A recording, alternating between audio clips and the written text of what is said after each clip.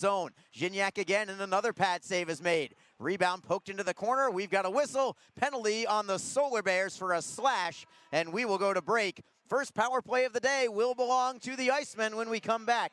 It's 0-0. This is Jacksonville Icemen hockey on flowhockey.tv and on Mixlr. Don't forget, this game is being streamed live around the world today. Go to flowhockey.tv to catch all of the Iceman action and archived footage of the event. Flow Hockey is the live streaming home for the Icemen. Get the Flow Sports iOS and Android apps to watch the event live and on the go. Upgrade to a pro subscription and you can gain access to premium content on all Flow Sports sites. This includes more than 1,000 live events, original documentaries, exclusive training and technique videos, and much more. Follow Flow Hockey on Twitter, Facebook, Instagram, and YouTube to get the latest news and updates from the Icemen and other upcoming Flow Hockey events. Flowhockey.tv, the new streaming home of the Jacksonville Icemen and the ECHL. Power play for Jacksonville, their first of the day. Thank you for your service and thank you for your support of your hometown team. The Icemen power play has been scuffling as of late. No power play goals in their last 6 games for Jacksonville. Just a couple of weeks ago, they were ranked 3rd in the entire ECHL, but now down to 9th at 14%. And they have struggled against Orlando in particular all season long. Jacksonville against the Solar Bears on the power play this year, they're only 3 for 35, just 8.5%. So the Icemen really looking to break a couple of strings here, and in the process, take the lead in this game. It's Zmatula over the blue line for the Icemen. Clean entry into the zone. Bradford to the blue line for Zmatula. Cross ice with a rolling puck for Rabbit. Rabbit down low for Saraceno. Plays it behind the net, but it's stolen by Orlando and cleared out by Spencer. Brendan Miller comes onto the ice for the Icemen, and a line change, wholesale changes here for Jacksonville. Brendan Miller with Trevor Hamilton, so a conventional 3 forward, 2 defenseman alignment here on the second power play unit. Jacksonville rims it around. It goes to Warren. Warren trying to poke it free. It goes behind the net. Solar Bears looks to clear, and they do. They get it by Brandon Gignac. It goes all the way to Williams. Still 56 seconds to go on the power play for Jacksonville. Brendan Miller feeds Warren. To the right for Hamilton. Onside. Back for Warren, but it was just behind him. Solar Bears look to clear. They'll knock it off the boards and out off the stick of J.J. Pickenich. Trevor Hamilton softly into the corner. It's Warren on it first. To the blue line for Hamilton. Moves it cross ice for Miller. Closes and feeds for Hamilton. Top of the right circle. To the circle now, near side for Gignac along the boards. Gignac back to the line. Hamilton with a one-timer save is made. Rebound is loose. Couldn't find it, but the Icemen do get it back. Hamilton to the left side for Miller. 15 seconds to go on the power play. Hamilton fakes the slapper this time. Moves it to the left circle. It's Miller. Wrister and a glove save by Windsor. Good puck possession there and movement from Jacksonville and a couple of shots on goal. But nothing getting by Clint Windsor, who I think has been fantastic all week for Orlando. Despite a couple of losses where the numbers may not look good, but I thought he was brilliant, actually. Could have been much more of a rout without him between the pipes. 9 seconds to go on the power play for Jacksonville. And the Icemen win another faceoff. It is Michael Kim to the right side for Cedarholm. Cedarholm plays it down low. Nazarian looks to center. Knocked into the corner by Orlando, but held in by Jacksonville. Centering feed from Nazarian, just out of the reach of Bradford. Bradford back around the wall. His teams are now at full strength. It's Nazarian to the blue line for Cedarholm. Slapper off the post on a deflection. Bradford got a piece of it, and you could hear the ping from up here. Bradford redirected that shot from Jacob Cedarholm right off the pipe. And it stays 0-0. Jacksonville has now outshot Orlando 5-0 in the early going. On Friday night, the Icemen set a franchise record by allowing a grand total of 10 shots on goal to the Solar Bears that night.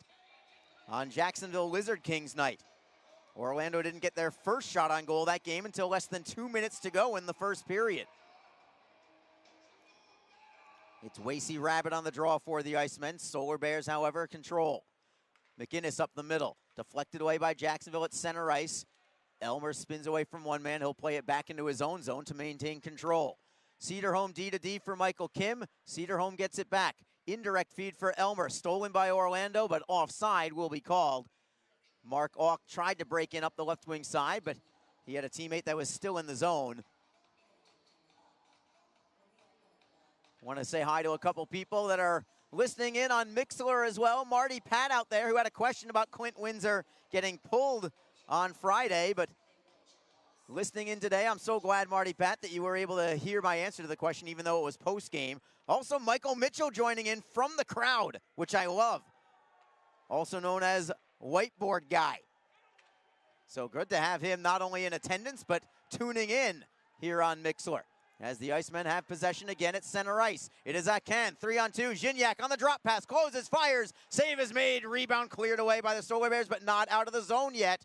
Behind the net, it is Auk tapping it free, and now Orlando has a little more time and space. More quality opportunities for Jacksonville, but they cannot get by Clint Windsor. It was Gignac that time, all alone in the slot from 25 feet away. Lead pass up the right wing. Nazarian breaks it in. Streaking down the left side is Bradford trying to get a piece of it. He did get a piece. Can he hold it in the zone? Not yet. Kicked away and cleared to center by the Solar Bears. Pickenich trying to go wide on Miller. Sharp angle shot that goes wide to the near side. Kukali holds in at the blue line. LeBlanc with a turnaround shot. That is blocked, and it goes over the glass and out of play. 9:51 to go in period number one. It stays 0-0 despite Jacksonville out shooting Orlando 6-0. This is Jacksonville Icemen hockey. Full and half-season Icemen Elite memberships are currently on sale. Elite memberships offer discounted ticket pricing and guarantees you the same seats to enjoy all of the action. As an Elite member, you will be invited to attend exclusive events throughout the season, receive merchandise and parking discounts, and even meet the team. Monthly payment plans are also available. Packages start as low as $260. For more information, contact the Icemen office at 904-602-PUCK or log on to jacksicemen.com. Icemen Hockey, feel the freeze. Best Bet Jacksonville and Orange Park are open and excited to bring you the best in poker, simulcast wagering, cocktails, sushi, and more. Visit bestbetjacks.com for more information. Best Bet, experience the best. Back in downtown Jacksonville on this breezy Sunday afternoon, but a great day for hockey without question. Fine start from the Icemen today, but it is still 0-0. They're out shooting Orlando 6-0, however, and it's Jacksonville into the zone again. Saraceno up the left wing, just out of the reach of Bradford. He'll track it down off the boards and then play it behind the Orlando net. Saraceno moving it for Nazarian, wraparound attempt. Did Windsor get enough of it? Yes, he did, right at the short side post. He had it. Nazarian nearly found the range, trying to go quickly on the wraparound, but Windsor up to the task, and another great save from Clint Windsor, who's had probably 4 quality stops now.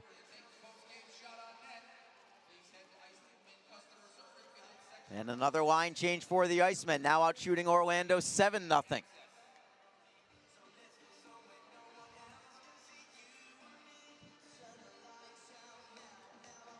Mike Smatula comes out at center with Christopher Brown on the right wing. Wasey Rabbit in the slot on the left side.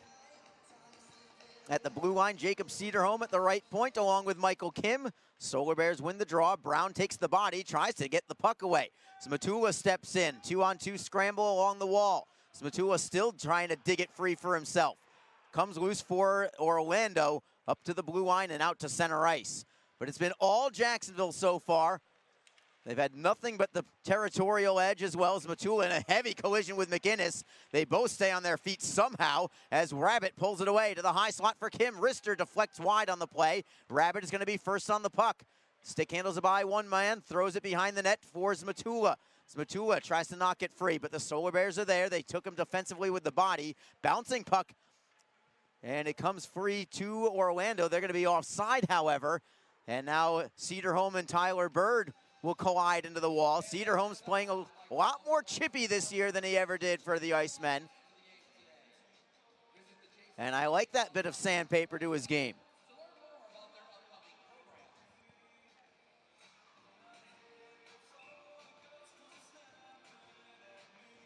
Gignac on the draw for Jacksonville at center ice. This line has been so good lately. Brandon Gignac, Brendan Warren, Pascal Acan.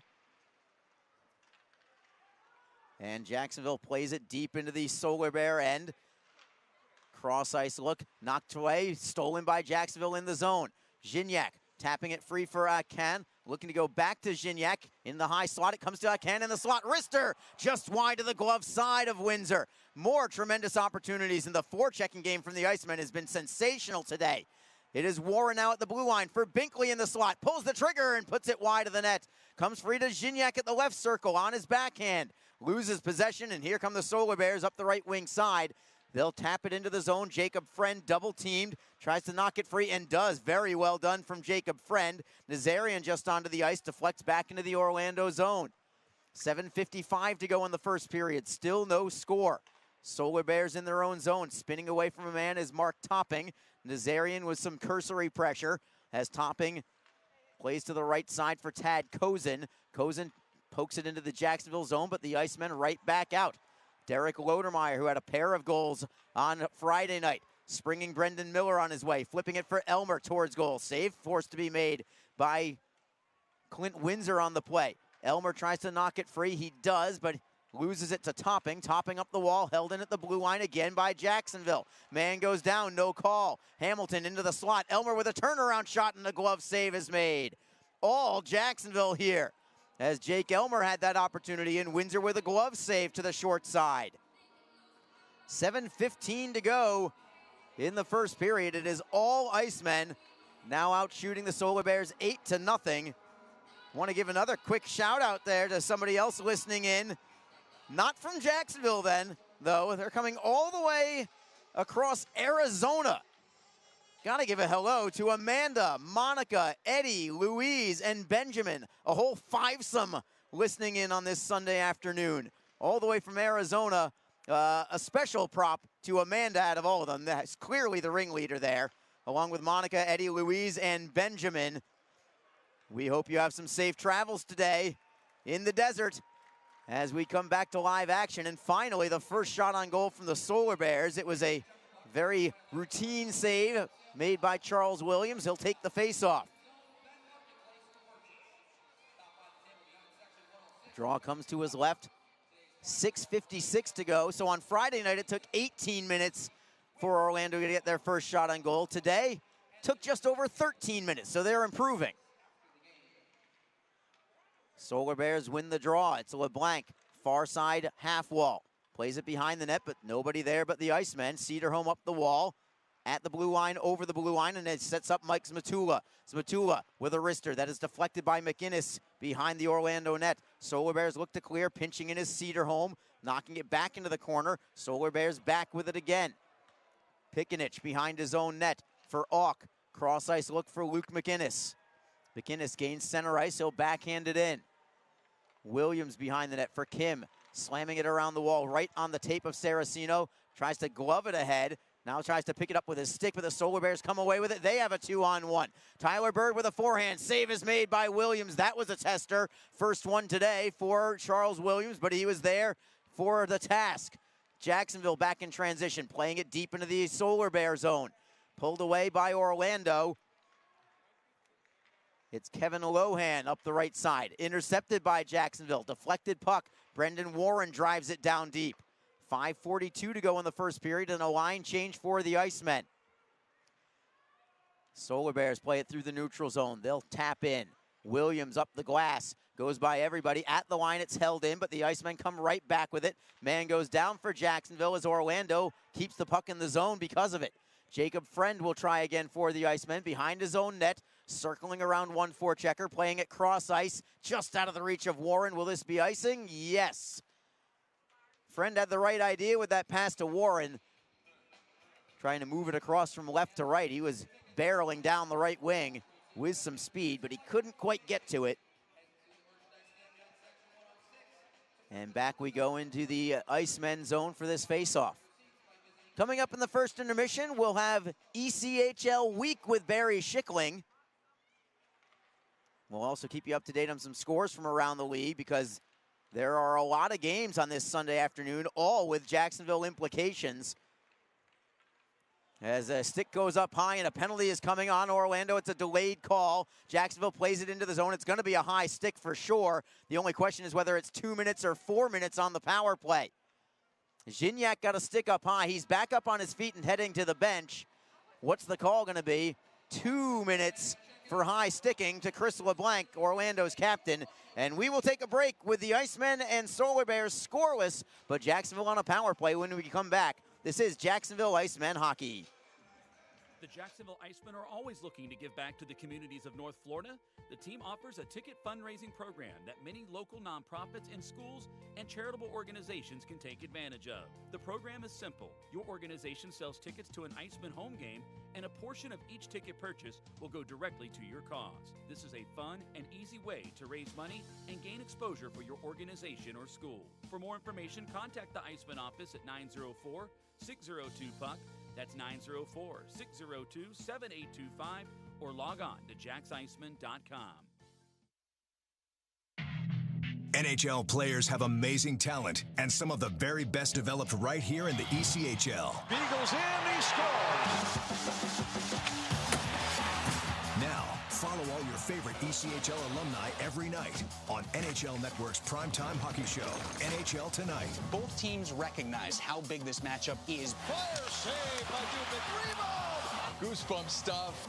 NHL Tonight, every night 6 Eastern on NHL Network.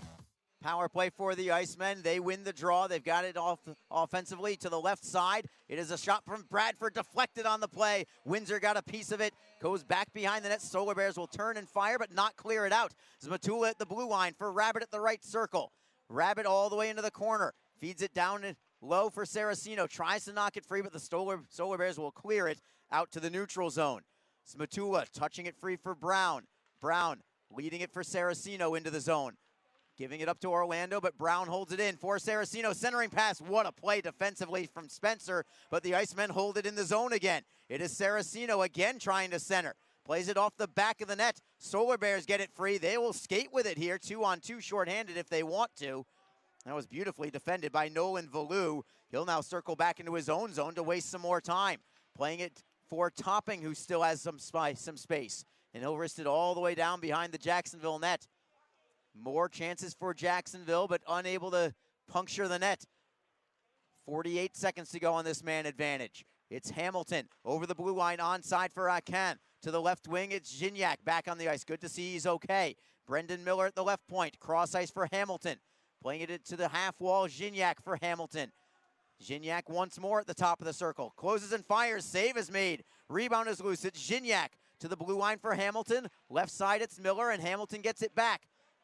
Fakes the shot, steps around a man, takes the centering fast. Save made by Windsor, got it with the paddle of his stick. Jacksonville back behind the net again. It's Warren for Gignac. Hamilton fakes the shot, turns around and loses it, and Orlando's got a breakaway shorthanded, and he overskates the puck. Huge break for Jacksonville as Hamilton was about to pull the trigger. Teams are back at full strength. It was a great-looking power play until the final 10 seconds of it, and now we're back at 5-on-5 as Lodermeyer plays it over the blue line, tries to tap it free for Elmer, cannot keep it in the zone. It's out to center ice, and Tad Kozin will forehand in. Michael Kim behind his own net with 2:38 to go in the first period. Scoreless here in Jacksonville. Orlando steals the puck, keeps it in the offensive zone. They'll try to center. Kozin at the right faceoff circle. Turnaround shot is blocked. He gets it back and feeds McInnes. His shot also blocked. Deflects up high for Elmer, who chips it off glass and out. McInnes behind his own net for the Solar Bears with 2:15 on the clock in the first period. McInnes, indirect feed off the boards for Langen. He will deflect in. It's onside. Kim around the boards, all the way out to center safely, and the Solar Bears have it once again. Nolan Valou, left wing side, bumped off the play by Rabbit. Back behind the Jacksonville net. It is Jacob Cedarholm spinning away from one man. He fell down and gloved it instead into the opposite wing. Smart play there from Cedarholm, and the Icemen break out. Zmatula over the blue line for Rabbit. Deflects it for Brown. Shot towards goal is wide. Rabbit holds it in for Zmatula. Zmatula stick handles to the left faceoff circle on his backhand. Cuts into the slot. Shot on net. Save is made by Windsor. He'll cover it up. More pressure here from Jacksonville. And Valou face washes Wasey Rabbit. Puts his mitt right into his face. And Wasey taking exception to that with some heavy pressure and traffic in front of Windsor. But another quality opportunity from the Icemen with 1:36 to go.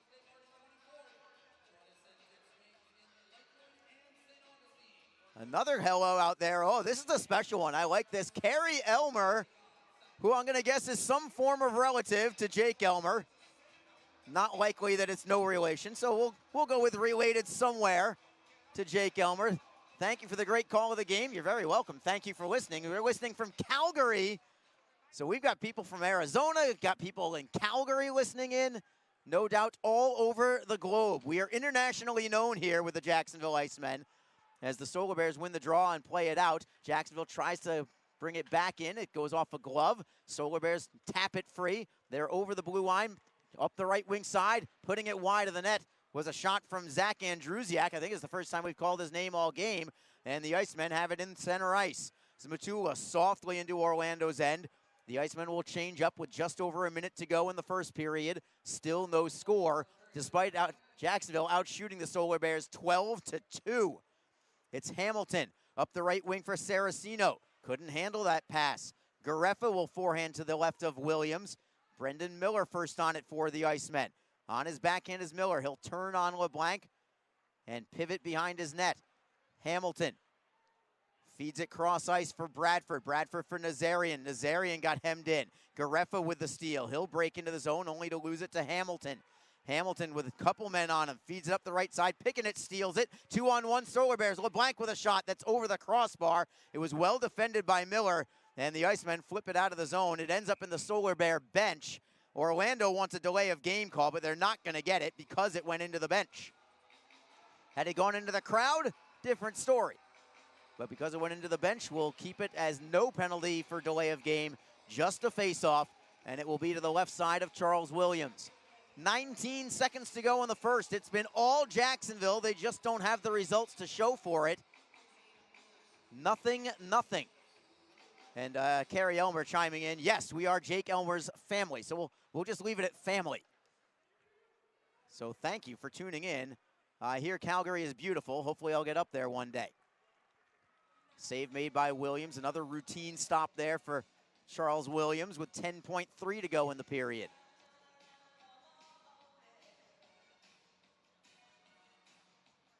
Line change here for Jacksonville. They might want some defensive specialists, maybe a couple of different centermen, just in case somebody gets waved out of the draw.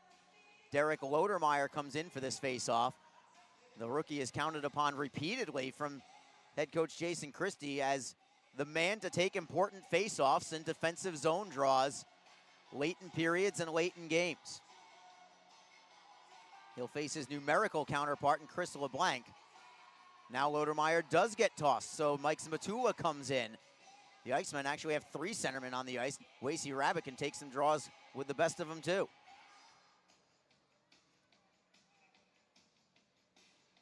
Still waiting for the drop of the puck from linesman Brady Fagan.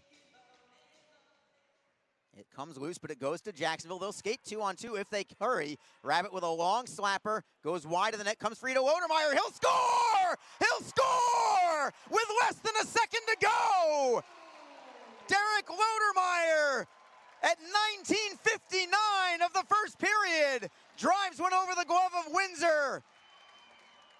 What a goal from Derek Lodermeyer, and the Icemen will go into the locker room with 0.2 seconds to go in the period, and they'll take the lead. Rabbit fired a shot from 100 feet away. It was well wide. It caromed off the boards right to Lodermeyer, who drove one inside the far post. And if that's not a momentum builder going into the locker room, I don't know what will do it. Puck is down, period is over. Derek Lodermeyer at 19:59.8 puts the Icemen on top 1-0. Jacksonville deserved the lead. It took them pretty much the entire 20 minutes to get it, but they've got it. Here's Joe Massa with your goal call. Lodermeyer, assisted by number 20, Wasey Rabbit. Time of the goal, 19 minutes, 59 seconds. Once again, your Iceman goal, scored by number 16, Derek Lodemeyer, assisted by number 20, Wasey Rabbit. Time of the goal, 19:59. Derek Lodermeyer's 8th of the year. 5 of them are against Orlando. He loves playing the Solar Bears. And he puts the Icemen on top 1-0 with 0.2 seconds to go in the period. It's 13-3 on the shots on goal. And on the scoreboard where it counts, on a goal as late as you can possibly get it, Derek Lodermeyer has the Icemen on top 1-0 after 1 period. We'll take a break and return momentarily. We're going to have Barry Schickling and ECHL Week on the other side. This is Jacksonville Icemen Hockey. Fans, don't forget that you, your friends, or coworkers can enjoy the exciting action of Icemen hockey comfortably above the ice in a spacious luxury suite or at ice level with our new ice boxes, available for all Icemen home games. Both options offer food and drink and make for a great way to entertain your company's employees and top clients. For more information and to check game date availability, contact the Icemen office at 904-602-PUCK or log on to jacksicemen.com. Icemen hockey, feel the freeze. If you feel that passion is just a start, if you think practice is never over, if you believe speed limits are just for highways, and Saturday mornings aren't made for cartoons. If you try, fail, learn, laugh, repeat, compete, respect, and unite, then you belong on our team. Join now at team.ccmhockey.com.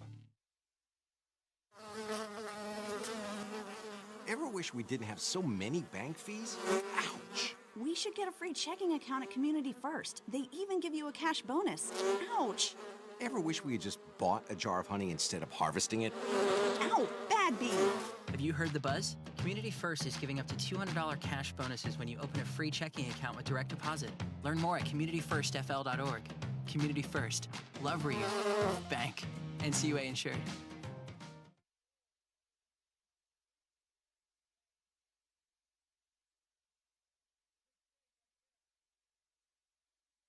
Fort Wayne is zooming through the ECHL solar system. We'll hear from the Comets. The trade deadline's a month away, but player movement among teams is already picking up. And putting together the schedule is a challenging task. We'll learn about how it's done. These stories and more right now on ECHL Week.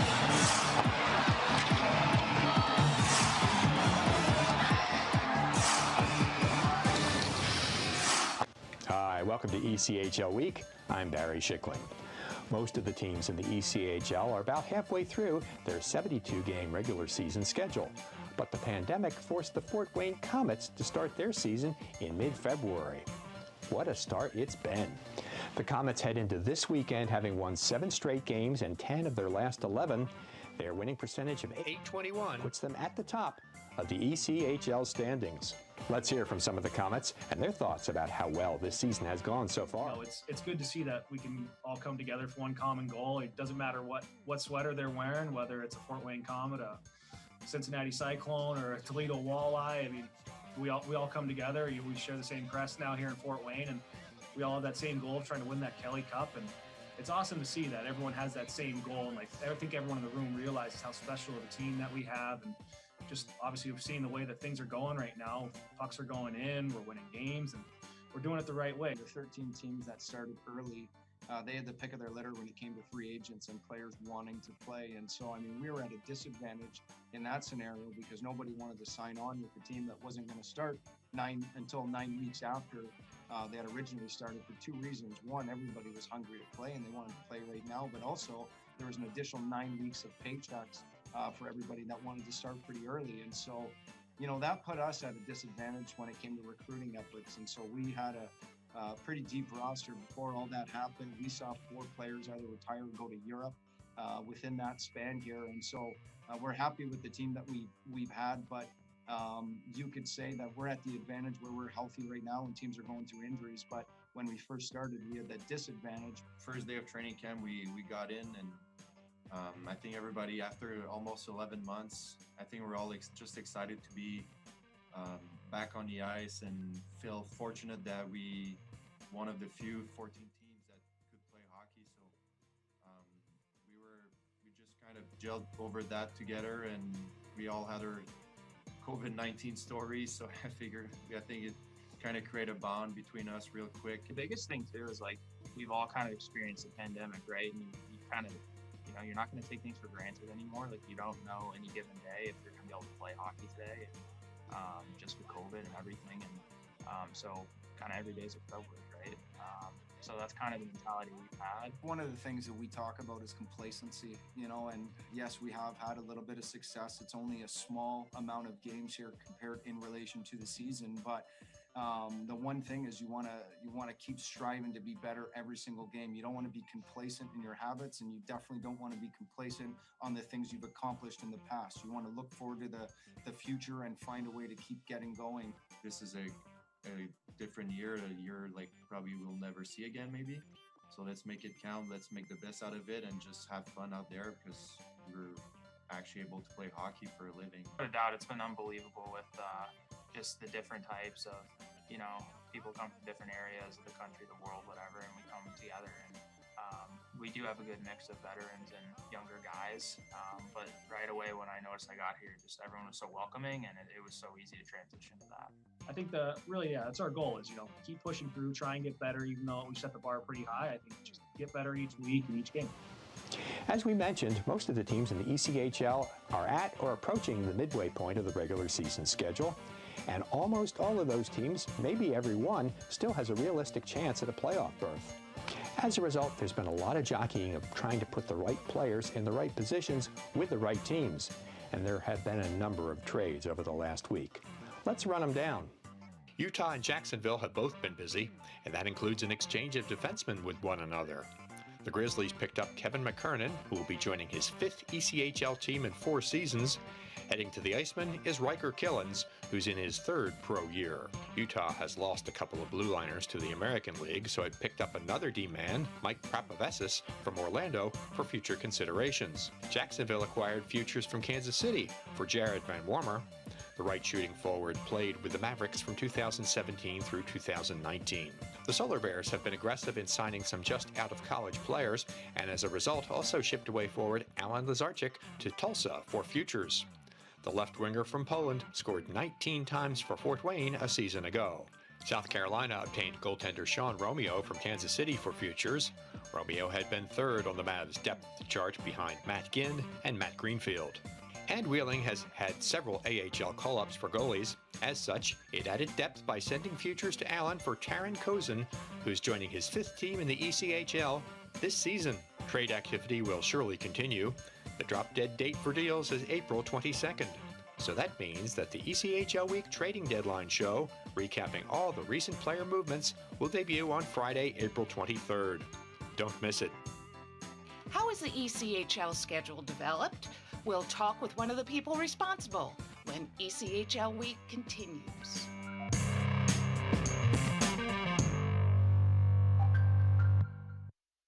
Today I'm going to talk to you about physics. Come on in, girls. Let's go. This is the first rocket to get humans to Mars. Really tall. I'm a rocket structural engineer, designing and building parts of the rocket. You are the generation that will be stepping foot on Mars. Do I have a group of astronauts on my hands? Yes. You can become a rocket scientist or whatever else you want to be.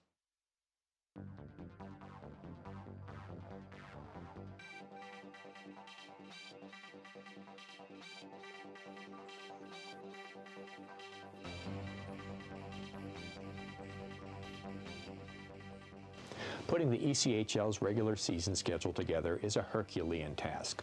All the teams have their own needs, wants, and requirements. One of the people who makes sense of it and makes it come out right at the end is longtime ECHL Director of Communications, Joe Babick. He joins us today from an undisclosed location somewhere in North America.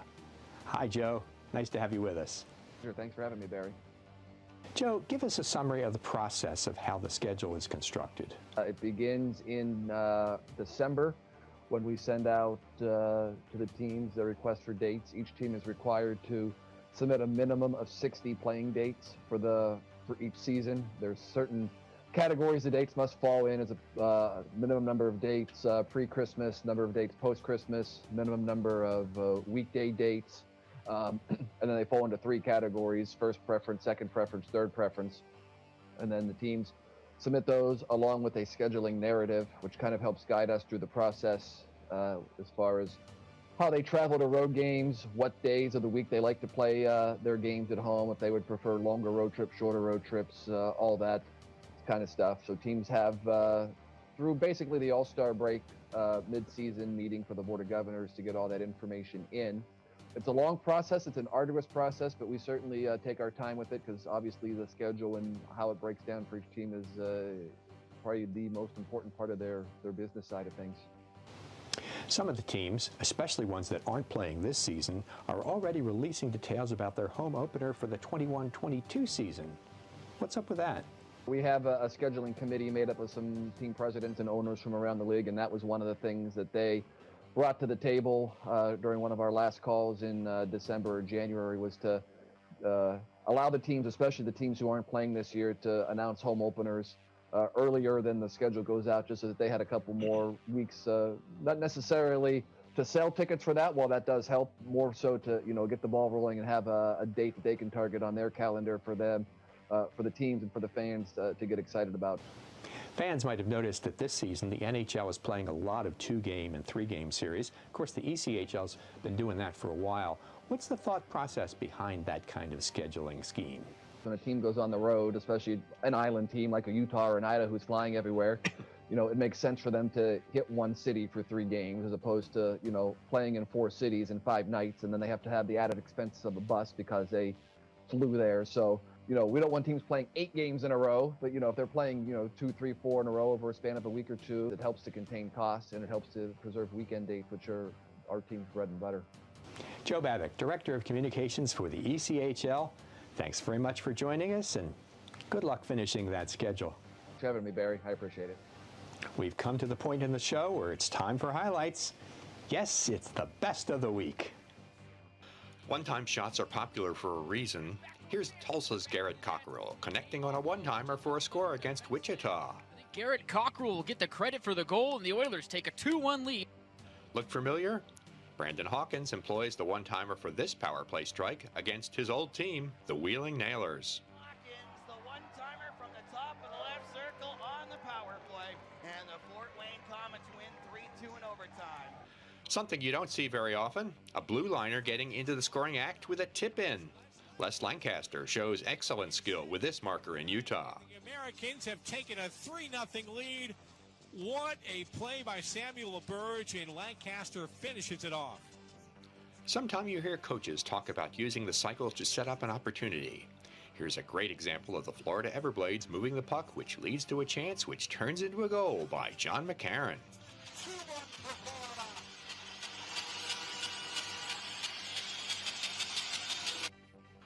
Aaron Nazarian drives to the net but has to wait for video review to confirm if his overtime effort is successful and the Icemen win. It was, and they did. They will go to replay, and that can determine whether the Icemen have won this hockey game. We wrap up with stellar defensive work. Indy's penalty-killing unit of Antoine Waked, Mike Lee, Matt Marcineau, and goaltender Dan Bakala kill off a 2-man disadvantage during Sunday's win over Wheeling. That wraps up another edition of ECHL Week. Thank you very much for watching. Make sure to follow us on all of our social media channels. It's the best way to stay up to date on everything that's going on throughout the ECHL. And please, like us, follow us, subscribe to us. Those things really help us out. We appreciate it. See you next time.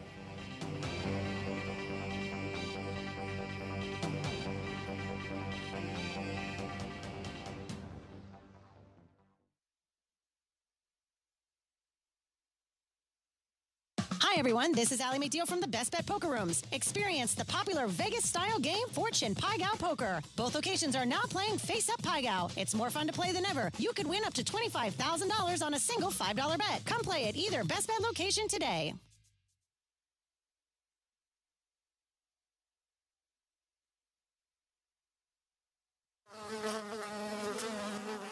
Ever Ever wish we didn't have so many bank fees? Ouch! We should get a free checking account at Community First. They even give you a cash bonus. Ouch! Ever wish we had just bought a jar of honey instead of harvesting it? Ow! Bad bee! Have you heard the buzz? Community First is giving up to $200 cash bonuses when you open a free checking account with direct deposit. Learn more at communityfirstfl.org. Community First. Love where you bank. NCUA insured. Fans, don't forget that you, your friends, or coworkers can enjoy the exciting action of Icemen hockey comfortably above the ice in a spacious luxury suite or at ice level with our new ice boxes. Available for all Icemen home games. Both options offer food and drink and make for a great way to entertain your company's employees and top clients. For more information and to check game date availability, contact the Icemen office at 904-602-PUCK or log on to jacksicemen.com. Icemen hockey, feel the freeze. NHL players have amazing talent, and some of the very best developed right here in the ECHL. Beagles in, he scores! Now, follow all your favorite ECHL alumni every night on NHL Network's primetime hockey show, NHL Tonight. Both teams recognize how big this matchup is. Fire save by Dubnik. Rebound! Goosebump stuff.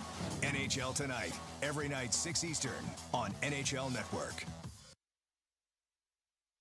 The Jacksonville Icemen are always looking to give back to the communities of North Florida. The team offers a ticket fundraising program that many local nonprofits and schools and charitable organizations can take advantage of. The program is simple. Your organization sells tickets to an Icemen home game, and a portion of each ticket purchase will go directly to your cause. This is a fun and easy way to raise money and gain exposure for your organization or school. For more information, contact the Icemen office at 904-602-PUCK. That's 904-602-7825, or log on to jacksicemen.com.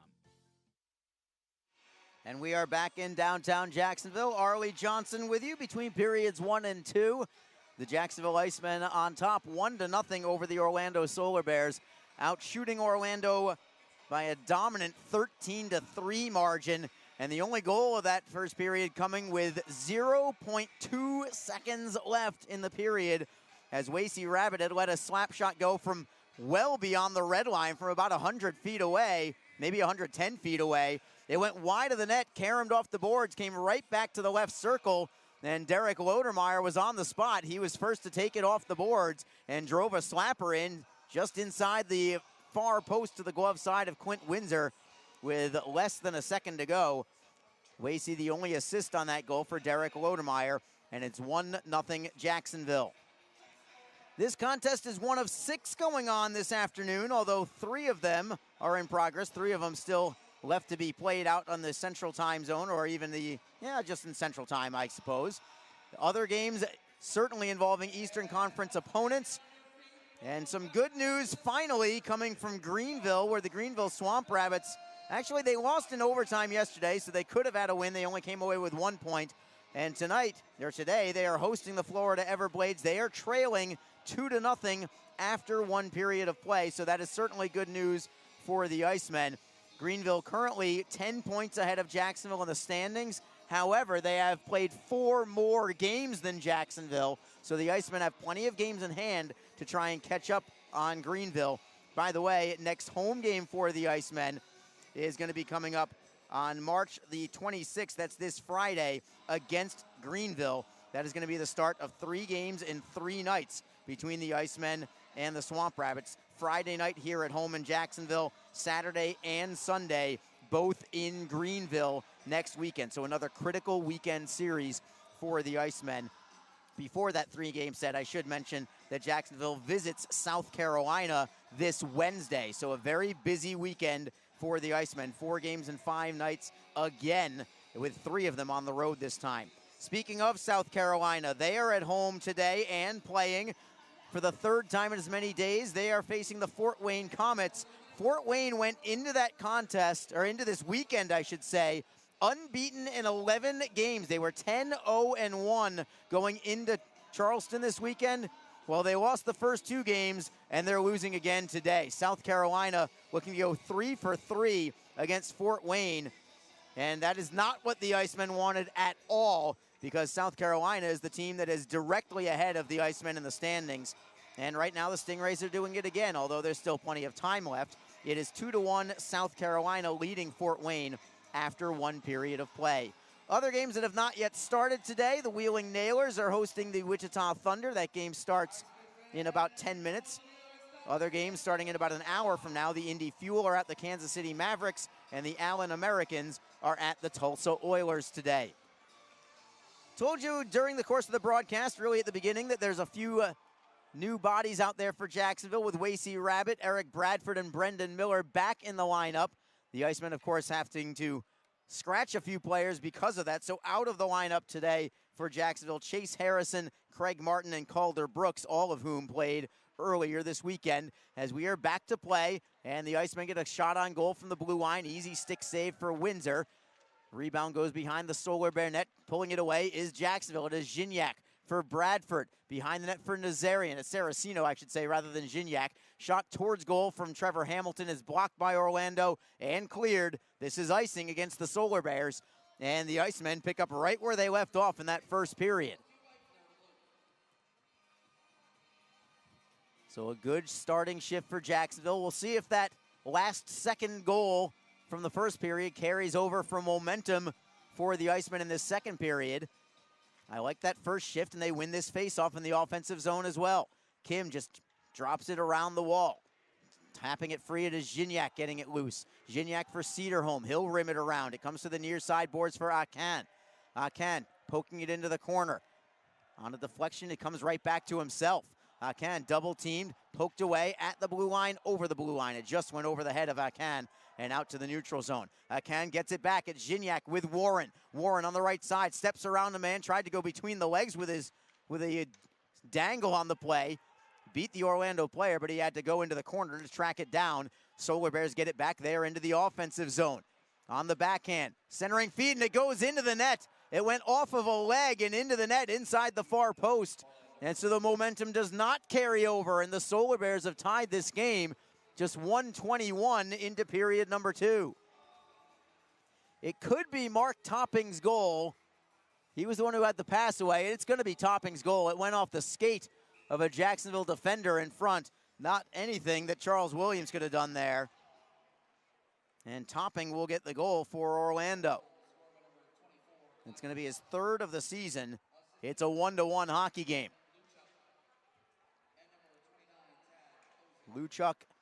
Aaron Luchuk and Tad Kozin will assist at 1:21, and back to the drawing board. And another score from Orlando. They're going to wave it off, though. They're saying it was deflected in with a high stick. A slap shot from the blue line was deflected in. Referee Sean McFarland immediately waved it off, and now the officials will huddle up, and we'll see if this goal is going to count or not. The puck went in behind Charles Williams without question. Now they're going to call it a goal. Now they're changing their minds and calling it a goal.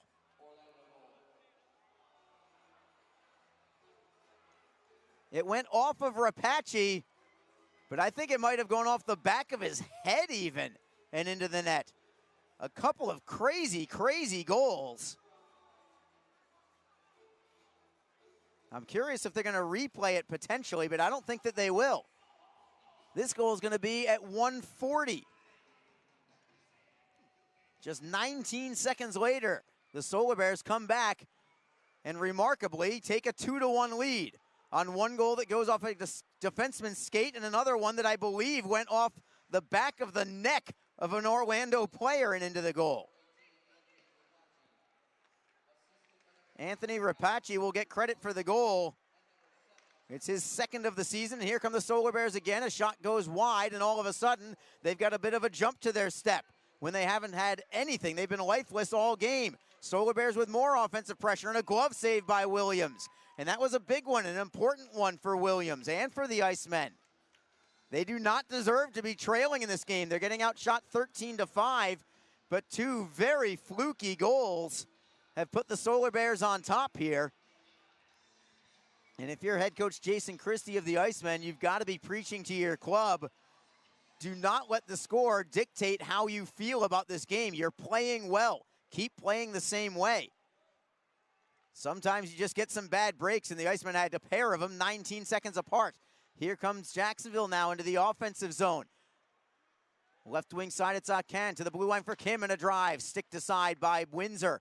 Rebound to the near side boards. Gignac tries to poke it loose, but it is Orlando coming away with it. McInnes by everybody. Icing will be called against the Solar Bears. 17:20 to go. Going back to that second Orlando goal that was initially waved off by referee Sean McFarland. I call him as I see him here. I was hoping that McFarland would be correct in his call that it was touched with a high stick, but based on the replay, the officials got it right ultimately. When it goes against the Icemen, you hate saying things like that, but that was the case. They did get it right. It did not go off the stick of Anthony Rapace at all. It did go off of his upper body, around the neck, the back of the neck. But the goal is going to count, and unfortunately, rightfully so. Solar Bears with it in their own end. Right side, it is Spencer being hounded by Brown, forcing him deeper for Nolan Valou. Spencer gets it back. Spencer on the right wing. Gains center ice before slapping it in behind the net. Williams feeds it for Jacob Friend. Friend to the left wing for a Wasey Rabbit. Couldn't set up Lodermeyer. Solar Bears knock it away at center. And Druziak cannot get around Jason Binkley. Elmer plays it off the glass. Bouncing for Nazarian. Nazarian calms it down, gets to the blue line, but no further. It's broken up by Valou. Valou into the offensive end. Stripped away by Jacksonville. Here's Nazarian for Elmer. Elmer has Lodermeyer with him, maybe with Nazarian on the left side. It's Nazarian, overskates the puck on the pass. It was just behind him, and now it's the Solar Bears in transition 2-on-2. They can't communicate either, but they lose it at the blue line. Miller lost his stick on the play, but he kicks it ahead to Gignac. Gignac tries to beat his man. Forehand save is made, and a penalty coming up on Orlando. Hooking is going to be the call. I think that was the initial play on Brendan Miller because he didn't have his stick. I think his stick was hooked away by Orlando, and it's going to be a penalty to the Solar Bears. Third power play of the day for Jacksonville. Orlando has not been in the penalty box yet. And if ever there was a time for the Icemen to get back on the board with a power play goal, it is right now. Jacksonville struggling with the man advantage, but now trailing 2-1. They need this one, try and claw back into it. Solar Bears win the draw. McInnes tries to clear, but he's stripped loose of the puck by Akan. Solar Bears get it back on the forehand. They will play it ahead to LeBlanc. LeBlanc to center ice. Miller in control from there. Took a slash from LeBlanc as he moves it up the left wing side. Kukali breaks it up, only to give it up to Brendan Warren, and the Icemen will regroup deep in their own end. It is Miller with Hamilton. Hamilton plays it cross ice for Gignac. Gignac clears it in cross corner. Bouncing puck. Akan knocks it away. He'll calm it down, and the Icemen will set up shop. Akan at the blue line. Plays it behind the net for Warren. Warren off the boards, but the Solar Bears are there. They do clear it just by Brendan Miller. Then out to center ice. Miller spins away from a man, feeds it for Gignac. Here come the Icemen again. Cross ice look. Into the zone is Brown. Cross ice, it's Miller with a wrister and a save made by Windsor. Good feed there from Brown to Miller for the snapshot from the top of the left circle, but Windsor was there to deny. No rebound rather. Will have a face-off in the Solar Bear end with 1:07 to go on the power play.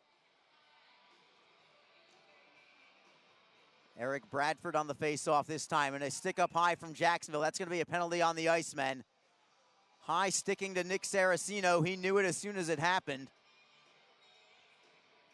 So 4-on-4 for the next minute 4, and then it will be Orlando on their first power play of the day.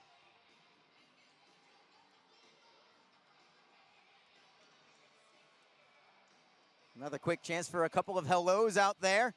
Den McClay listening in from Kitchener, Ontario. That's Scott McClay's dad. That is the athletic trainer of the Jacksonville Icemen, also known as Scooter or Scoots. So, Den, we hope you're enjoying the broadcast from up in Ontario. Again, remaining worldwide known here on FlowHockey.tv. 4-on-4 hockey for the next 53 seconds. Jacksonville has the puck in the offensive zone. Play is tied up along the walls. Matula is out there at forward for Jacksonville. He's trying to dig the puck free, but the Solar Bears are the ones who come away with it. Spencer up the left wing by everybody. Could be icing. Can Hamilton get there? Yes. He just beat Bird. Had the angle on it, and it will be icing on the Solar Bears. I'm continuously impressed by Trevor Hamilton and his all-around game for the Icemen. Strong two-way defenseman. Also want to say hi to 32081 listening in on Mixler, who had a great little comment to the Orlando goal, the 2 goals, calling them both garbage goals. And I don't disagree with that, as the Icemen have possession. It is Kim playing it into the corner. Solar Bears are on it, and they will start the rush very slowly, but they do have the puck. Valou, cross ice for Spencer. He'll have to take it off the boards, then he'll play it off the end wall. Back for Valou. Valou is double teamed, comes up the left wing side, gains center ice, flips it into the right of Williams. Orlando will get a man back onto the ice in 5 more seconds as the Icemen skate up the left side. It is Michael Kim, short-handed now. He'll take the shot. It goes high and wide. Caroms all the way to center ice. Solar Bears have it. They are now on the power play for 50 seconds. They're into the zone. Left wing side, it is Topping. Carries it behind the Jacksonville net, comes to the right circle, and he'll start it for Auk at the blue line. Slap shot, pad save is made. Rebound for the Solar Bears. Topping for Luchuk to the blue line. Cross ice look for Auk. Another seam pass. It's Luchuk at the left circle. McInnes with a one-timer blocked in front. Great play defensively by Lodermeyer, but Auk keeps the play in the zone. His shot is blocked. Topping tries to get a shot away, and Williams is going to cover it up right at the goal line. Excellent work from Jacksonville. Give special credit to Derek Lodermeyer as he took the stick away of Mark Auk as he was about to pounce on a rebound. 22 seconds to go on Orlando's abbreviated power play. They are 11th in the league with the man advantage at 13.4%. Jacksonville's penalty kill, excellent at 86.4%. Face off to the left of Williams. Solar Bears win it. They still have a chance here on this power play. Auk from 60 feet away. Pass is deflected, but Luchuk gloves it down to his stick. Luchuk back to the line for Auk. For Luchuk again at the circle. Centering feed goes off a skate to the opposite wing. Garefa holds it in for Auk. Rister is blocked, and it goes out of the zone and all the way into the Orlando end. Teams are now back at full strength. Nick Saraceno back out onto the ice after serving his high sticking penalty. And an icing call against Orlando will bring it back into the Solar Bear end with 12:54 to go in the second period. Orlando on top 2-1.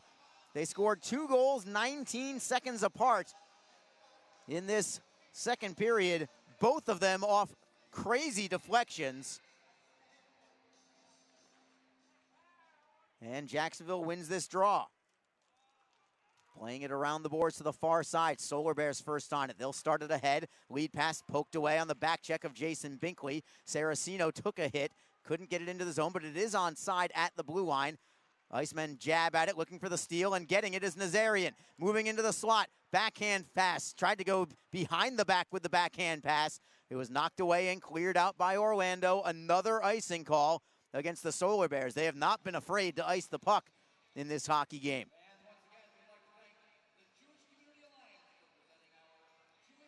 So Jacksonville down by a goal, but playing fantastic, out shooting Orlando 17-8 thus far. Brandon Gignac line comes out with Pascal Akan and Brendan Warren. And Gignac has the puck to himself, feeding it for Warren. Warren tried to feed back to Akan, knocked away by Orlando. Luchuk plays it cross ice. Off the skate to the stick for Mark Auk, who will rim it around behind the Jacksonville net. Michael Kim on the puck, playing it cross ice for Cedarholm. Long outlet pass to Warren at center ice, picking up a couple of forwards. Poked away by Orlando, and the Solar Bears have it with Rapace.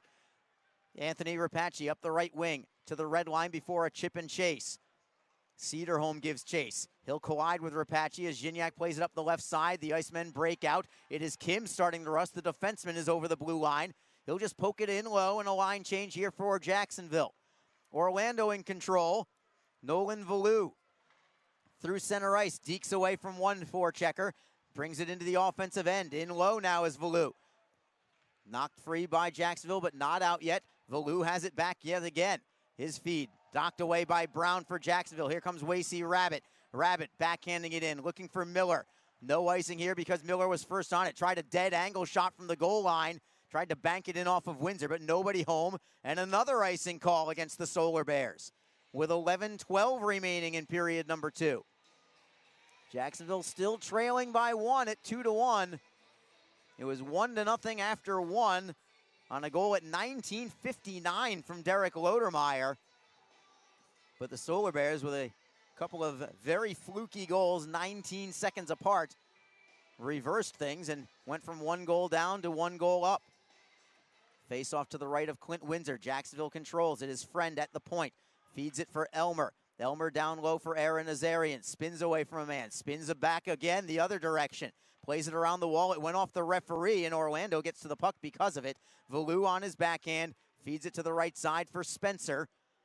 Spencer to the blue line, just out of the zone. Elmer brings it right back in, and he nearly took Matthew Spencer's head off with that clearing attempt. He just arched his back backwards, almost Matrix style, to make sure he didn't get hit by it. Icemen back in. Onside is Lodermeyer. Cutting into the slot. Gets a shot away, and it's scooped up by Windsor with the glove. Lodermeyer bidding for his second goal of the day. Nearly got it. And we will take a break with 10:34 to go in the second period. Jacksonville now trails this one. It's a 2-1 hockey game. Orlando on top. This is Jacksonville Icemen hockey. Don't forget, this game is being streamed live around the world today. Go to flowhockey.tv to catch all of the Icemen action and archived footage of the event. Flow Hockey is the live streaming home for the Icemen. Get the Flow Sports iOS and Android apps to watch the event live and on the go. Upgrade to a pro subscription, and you can gain access to premium content on all Flow Sports sites. This includes more than 1,000 live events, original documentaries, exclusive training, and technique videos, and much more. Follow Flow Hockey on Twitter, Facebook, Instagram, and YouTube to get the latest news and updates from the Icemen and other upcoming Flow Hockey events. Flowhockey.tv, the new streaming home of the Jacksonville Icemen and the ECHL. We are back. Arlie Johnson with you as the Icemen trail Orlando 2-1. Solar Bears win the faceoff in their own end.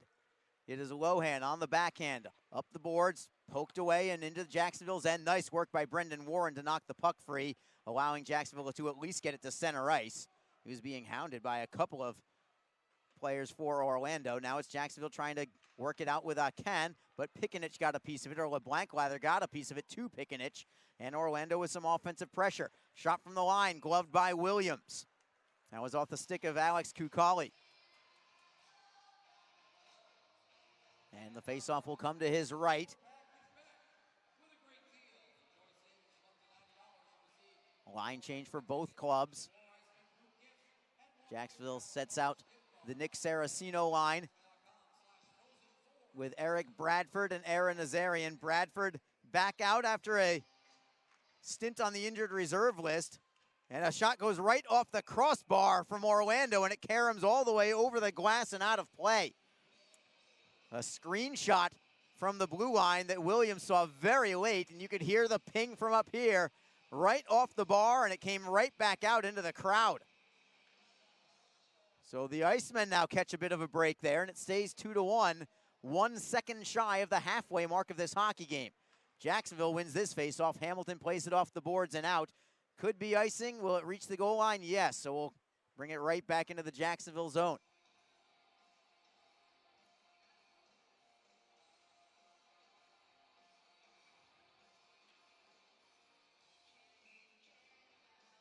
Bradford, of course, staying on the ice. He had to because of the icing call. 2 defensemen for Jacksonville. Trevor Hamilton along with Brendan Miller, and the Icemen win it and immediately skate through center. Saraceno chips and chases. Nazarian moving in deep too. Saraceno will get to the puck. 2-on-2 battle along the wall. Nazarian trying to kick it free. Saraceno knocks it loose. Looking for Bradford. Back to Saraceno, who overskates. Nazarian will reverse it and go all the way to the left point for Miller. Cross ice and a shot from Hamilton. Save made by Windsor. No rebound. Nazarian kind of batted at the glove of Windsor, but couldn't get it away from him, and we will take another break. 2-1 is your score. The Solar Bears have the lead over the Jacksonville Icemen. This is Jacksonville Icemen hockey. Ever wish we could get a new house? Yes, and Community First is freezing mortgage rates for up to 75 days, and they pay closing costs. Ever wish we didn't hire your cousin to fix our leaky roof? Just keep mopping. Ready for a new home? The home team at Community First can help by freezing mortgage rates for up to 75 days and paying your closing costs. Learn more at communityfirstfl.org. Community First, love where you bank. Equal housing lender. Best Bet Jacksonville and Orange Park are open and excited to bring you the best in poker. Simulcast wagering, cocktails, sushi, and more. Visit bestbetjacks.com for more information. Best Bet. Experience the best. Face-off will be in the Orlando zone. Jacksonville down by 1. Looking to even things up. 2-1 is your score. 9:29 to go in the second. Face off to the left of Windsor. Solar Bears pry it free. It is Tyler Bird chipping it high off the short glass. It barely stayed in play. It was nearly a delay of game. He did get it out, however. Icemen back through center ice. Bouncing puck. Works free to nobody. It ends up going loose towards the benches. Finally, Solar Bears pick it up and clear it in deep. Jacob Friend tries to knock it free. Works it towards the near side boards. Smatula on the body, but Orlando on the puck. A poke check from Jason Binkley knocks it free. And it's Binkley starting the attack for Jacksonville. He'll gain center ice and pitchfork it in deep. And Jacksonville's first on the puck by himself for the moment is Christopher Brown. Seam pass all the way across. Connects with Gignac just onto the ice. Gignac waiting to complete a line change. Cederholm for Gignac. Cross ice. Cederholm with a drive. That's gloved by Windsor. Little two-man hockey between Brandon Gignac and Jacob Cederholm. From about 10 feet away from each other. They didn't have great spacing, but they were working well in tight spaces there, allowing Cederholm to get the one-timer away from the line. Couple of quick scoring updates. Florida is now winning at Greenville 4-0 midway through the second period. South Carolina has extended their lead to 3-1 over Fort Wayne as Jacksonville wins the faceoff. Flipping it into the corner is Cederholm at the blue line. Kim could not handle it. It deflects off of his glove and out to center. Jacksonville right back in on the clear out. Orlando on the puck. It is Hrabik. Long lead pass goes by everybody. Is this icing? You know it. It's probably 6 or 7 icing calls against Orlando in this period alone. So we'll bring it back into the Solar Bear end. Updating not necessarily a score from today, but yesterday, I want to keep you up to date on some former Jacksonville Icemen players up in Providence. The Providence Bruins last night put a 6-1 beatdown on the Hartford Wolfpack, and several former Icemen players were involved in that game. I'll give you an update on that at the next whistle. Meanwhile, Jacksonville wins the faceoff in the offensive zone. Gignac hustles after it at the near side. Hrabik tries to dive it behind the net, but it's stolen by Akan for Gignac. Save is made. What a stop by Windsor. Gignac actually put his hands up in the air thinking that he had put it in. And Orlando clears it out of the zone. And Williams will cover it up. Gignac was so sure that he went in that he put his hands up in the air, but Windsor with a phenomenal save, keeping it 2-1. Okay, so back to that Providence game last night. Providence defeating Hartford 6-1. Matt Philippe figured into the scoring with an assist and a +2 rating. Former Iceman defenseman Joel Messner had his first goal of the year and was +4 on the night. Ian McKinnon, the babyface killer, his second assist of the year, also a +2 rating for Macker. So congratulations to Ian McKinnon, now with 2 assists. And finally, in net last night was Kyle Kaiser, who was playing so well for the Icemen before his call-up. Kaiser stopped 27 of 28 shots on the day. He wins the game, his first win of the season. As the Icemen can't get the goal, Wasey Rabbit couldn't redirect it home. Excellent chance for Jacksonville, but Rabbit couldn't redirect it back between the pipes. And the Icemen get it back in their own zone. Jacksonville has had so many opportunities today, but still they trail 2-1. They have deserved a better fate, and hopefully it ends the way that they deserve it to end, as Jacksonville nearly got another steal behind the Orlando net. As it is, it's Luke McGinnis playing it up the left side for Mark Auk. Through the neutral zone, deflected puck. Where's it going to go? It ends up in Jacksonville's end, but the Icemen have possession. Miller up the left side for Nazarian, deflecting it in. Spencer gives chase. He's first on it for the Solar Bears. Saraceno waits at the top of the crease of Clint Windsor. Spencer feeds to the right for McGinnis. Long cross ice look right on the tape of LeBlanc into the zone. Snapshots deflected away by Binkley up high. Here come the Icemen with a three-man rush. Saraceno over the blue line. They're onside. Saraceno in front for Nazarian. Forehand. Save. Rebound over the crossbar. How did that one not go in? Nazarian gets it back. Nazarian turns away from a man. Tries to cut towards goal. Can't get the shot away. Bradford pulls it away. There's a loose stick on the ice as Bradford leaves it for Saraceno behind the net. Saraceno for Bradford. Turns to his forehand. To the blue line we go. It's Binkley for Friend. Winds, fires just wide to the glove side. Comes for Bradford for Jacksonville, who plays it down low. The Icemen needed a line change just as much as Orlando did. That's 2 shifts in a row where I have no idea how the puck didn't go in for Jacksonville. 6 minutes exactly to go in the second period, and the Icemen somehow, inexplicably, still trail in this game 2-1. This is Jacksonville Icemen hockey.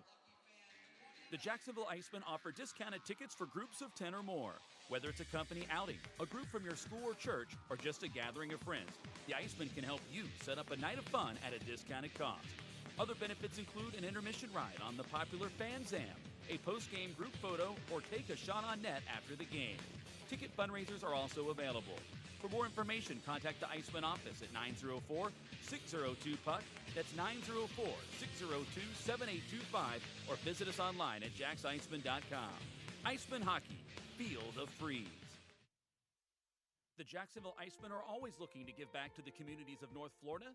The team offers a ticket fundraising program that many local nonprofits and schools and charitable organizations can take advantage of. The program is simple. Your organization sells tickets to an Icemen home game, and a portion of each ticket purchase will go directly to your cause. This is a fun and easy way to raise money and gain exposure for your organization or school. For more information, contact the Icemen office at 904-602-PUCK. That's 904-602-7825, or log on to jacksicemen.com. We are back here in downtown Jacksonville at the Publix rink, wearing Publix unis today for the Icemen in their green jerseys with blue on the front, as if it's a Publix apron, by the way, in case you were wondering. Brandon Gignac on the draw, who thought he scored on his last shift. So much so that he put his hands up in the air, but it never did go in the net. Orlando wins the draw. They'll play it back into the Jacksonville zone. Icemen with it from there. Cedarholm behind his net for Gignac. Gignac on the right wing side, tries to clear. He does. It goes off a skate back to the Solar Bear end. Giving chase as I can. Barreling down on Kevin Lohan. Got the puck free, but couldn't get it to himself. Solar Bears end up with a loose change. Over the line now is Orlando. 3-on-2 breakout. Centering feed for Bird. He overskates the puck. Solar Bears get it back. Shot on net. Save made by Williams. He fought it off with the left arm. Orlando right back with it. Langen looks to center. He fanned on the first attempt. Jacksonville tries to play it away. Shielding the puck with his body is Gignac. Flipping it ahead. Rapace holds it in. His goal is the difference right now. A shot that deflected off the back of his neck. Orlando with a shot towards goal that is well wide. And the Icemen pick up the change. It is Gignac behind his own net. Dropping it back for Michael Kim behind his own net. Down to 4:48 to go as Kim tried to clear. That was a dangerous clearing attempt. He was fortunate to get it to center ice. Wasey Rabbit up the left wing for Jake Elmer. Elmer deflects in deep. McInnes first on it. Flipping it into the corner. A steal from Jacksonville. Wasey Rabbit on his forehand behind the net. Feeding it for Elmer.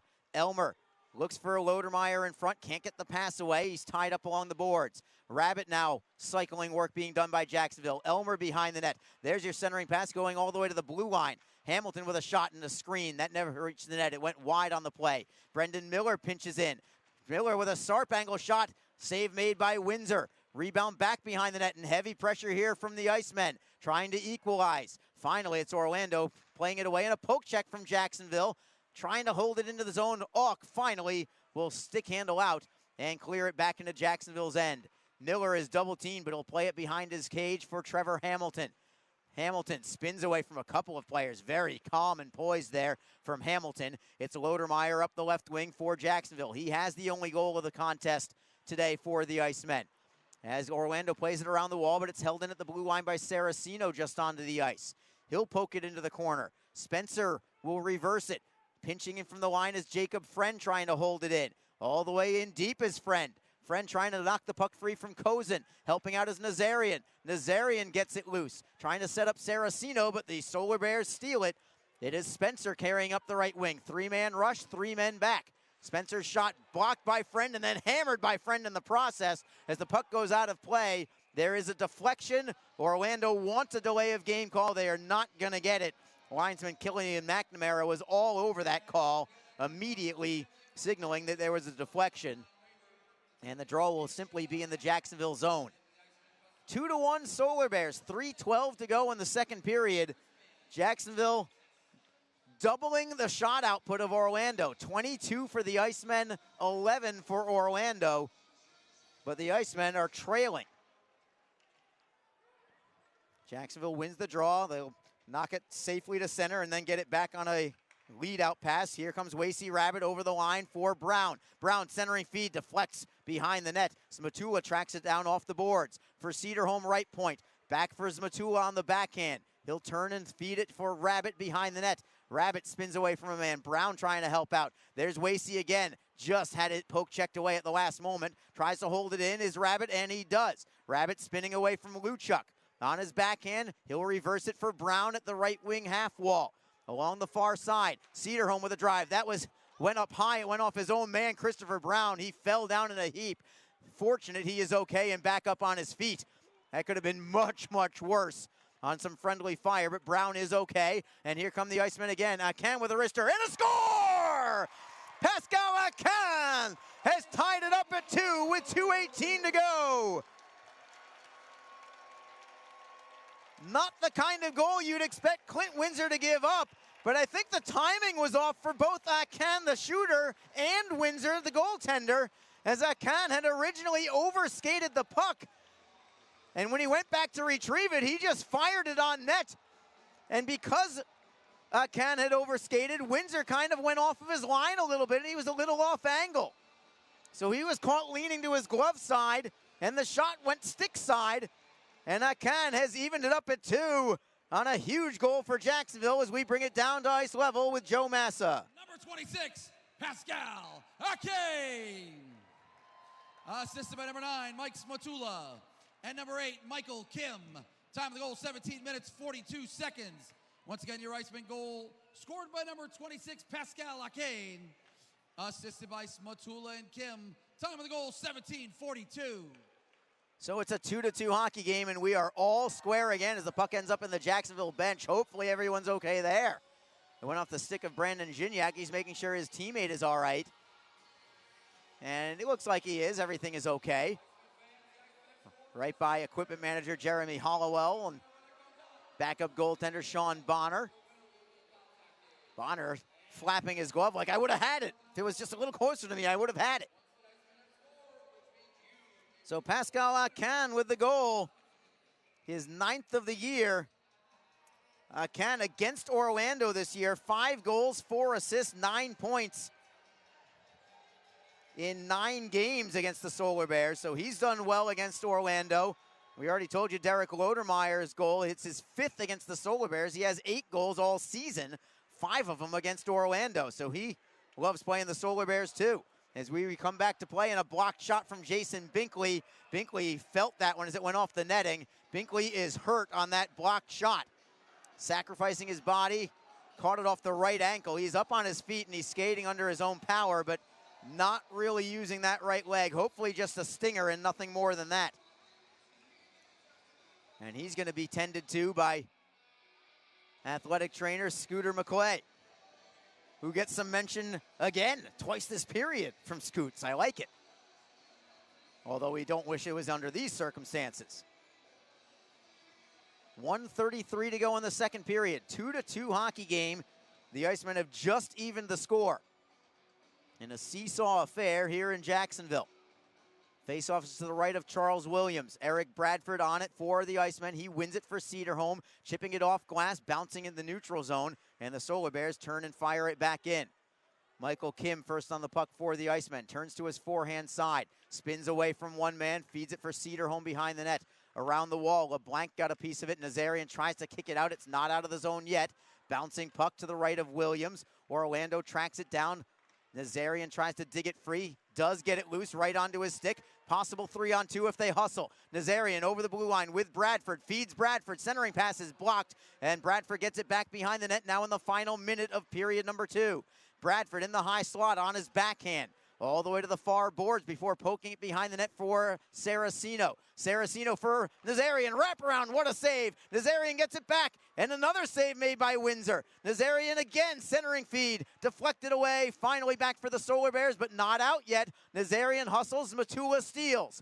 Mike Matula turns to his backhand, down to 30 seconds to go in the period. Matula looking for Hamilton, who was out of his reach and out to center ice. Tough pass to make. Hamilton right back in for Wasey Rabbit over the blue line. Rabbit poking it into the corner with 18 seconds to go in the period. Rabbit on the puck first. Skating behind the Orlando net, comes back to the circle. Backhander in front, went off a skate to the opposite wall. Rabbit all over the place again, feeding Smatula. 5 seconds to go. Turnaround shot, save is made, rebound is covered with 2.7 seconds to go. As the Icemen were looking for goals in the final 5 seconds of both the first and second periods, very nearly did so. Jacksonville now out shooting Orlando 26-11, but we are tied 2-2. 2.7 seconds to go. I'm a little surprised that Jason Christie hasn't pulled his goaltender, Charles Williams, for a 6th attacker, but they will have Brendan Warren at the top of the circle. Hopefully Brandon Gignac wins the draw to him. He doesn't. It goes out to center ice, and that will do it.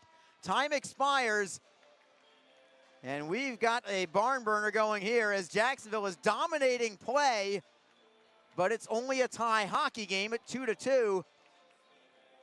In that period, Jacksonville had 13 shots on goal, just as they did in the first period, a 2-period total of 26. Orlando got 8 shots on net in that second period. They have a 2-period total of only 11. So as they went into the second period with Jacksonville leading 1-0 on a goal with less than a second to go in the first period from Derek Lodermeyer, Orlando struck quickly. 2 goals, 19 seconds apart at 1:21 and 1:40 of the second period. Mark Topping with a goal on a centering pass that went off a skate and into the net. And then it was Anthony Rapace on a shot from the point that went off the back of his neck, or maybe off of the upper part of his back, maybe even his helmet, and deflected into the net. 2 very crazy goals for Orlando, put them on top 2-1. Jacksonville continued to pressure, knocking on the door pretty much all period long for the equalizer, but it took them until the 17:42 mark before they finally did tie the score, as Pascal Akan got the goal on a wrist shot from about 40 feet away that beat goaltender Clint Windsor cleanly to the blocker side. Akan's 9th goal of the season. 5 of his 9 goals are against Orlando. Mike Smatula and Michael Kim assisting with just 2:18 to go in the second period. So with that, it's a 2-2 hockey game, and obviously the result of this one still hangs in the balance. We will take a break and return momentarily. When we come back, we will have your ECHL Plays of the Week, as brought to you by South Carolina Stingrays broadcaster Jared Shafran. We'll keep you up to date on the ECHL scoreboard as well, and take you briefly through the Eastern Conference standings as well. Your score through 2, the Jacksonville Icemen 2, the Orlando Solar Bears 2. This is Jacksonville Icemen Hockey. The Jacksonville Icemen offer discounted tickets for groups of 10 or more. Whether it's a company outing, a group from your school or church, or just a gathering of friends, the Icemen can help you set up a night of fun at a discounted cost. Other benefits include an intermission ride on the popular Fan Zam, a post-game group photo, or take a shot on net after the game. Ticket fundraisers are also available. For more information, contact the Icemen office at 904-602-PUCK. That's 904-602-7825, or visit us online at jacksicemen.com. Icemen Hockey, feel the freeze. The Jacksonville Icemen are always looking to give back to the communities of North Florida. The team offers a ticket fundraising program that many local nonprofits and schools and charitable organizations can take advantage of. The program is simple. Your organization sells tickets to an Icemen home game, and a portion of each ticket purchase will go directly to your cause. This is a fun and easy way to raise money and gain exposure for your organization or school. For more information, contact the Icemen office at 904-602-PUCK. That's 904-602-7825 or log on to jacksicemen.com. NHL players have amazing talent, and some of the very best developed right here in the ECHL. Beagles in, he scores! Now, follow all your favorite ECHL alumni every night on NHL Network's primetime hockey show, NHL Tonight. Both teams recognize how big this matchup is. Fire save by Dubnik. Rebound! Goosebump stuff. NHL Tonight, every night 6 Eastern on NHL Network. Fans, don't forget that you, your friends, or coworkers can enjoy the exciting action of Icemen hockey comfortably above the ice in a spacious luxury suite or at ice level with our new ice boxes, available for all Icemen home games. Both options offer food and drink and make for a great way to entertain your company's employees and top clients. For more information and to check game date availability, contact the Icemen office at 904-602-PUCK. or log on to jacksicemen.com. Icemen hockey, feel the freeze. If you feel that passion is just the start, if you think practice is never over, if you believe speed limits are just for highways, and Saturday mornings aren't made for cartoons, if you try, fail, learn, laugh, repeat, compete, respect, and unite, then you belong on our team. Join now at team.ccmhockey.com. Ever wish we didn't have so many bank fees? Ouch! We should get a free checking account at Community First. They even give you a cash bonus. Ouch! Ever wish we had just bought a jar of honey instead of harvesting it? Ow! Bad bee! Have you heard the buzz? Community First is giving up to $200 cash bonuses when you open a free checking account with direct deposit. Learn more at communityfirstfl.org. Community First. Love where you bank. NCUA insured. From across America's premier AA hockey league, this is the ECHL Plays of the Week. High slot, slap shot, off the glove, and in! Now toward the net, he scores! Slipping out to the blue line, shot, score! Rodney scores! The goal scores! Let's rewrite the record book! It's a hat trick. He skates in over the line. Deeks shoots! In the slot, shot, save, game is over! Hey ECHL fans, this is Jared Shaffrin, voice of the South Carolina Stingrays, and it's time for another edition of the ECHL Plays of the Week. The Indy Fuel snapped a 3-game skid Sunday with a 3-1 victory over the Wheeling Nailers. It was paced by forward Diego Cuglietta, who tallied his third 2-goal game of the season. His second period goal turned out to be the game winner. Stretch pass to the line, ahead to Cuglietta, right circle, waits for reinforcements, feeds it across for Thompson, into the middle, Hutchinson couldn't get a shot off, but Cuglietta does, and he scores! Diego Cuglietta gives the Fuel a 2-0 lead as he sticks with the play and beats Dorio into the open side, and Cuglietta scores his 5th goal with the Fuel and extends the lead to 2. That was Andrew Smith on the Indy Fuel Broadcast Network. Cuglietta now has 3 2-goal games in 9 contests with the Fuel.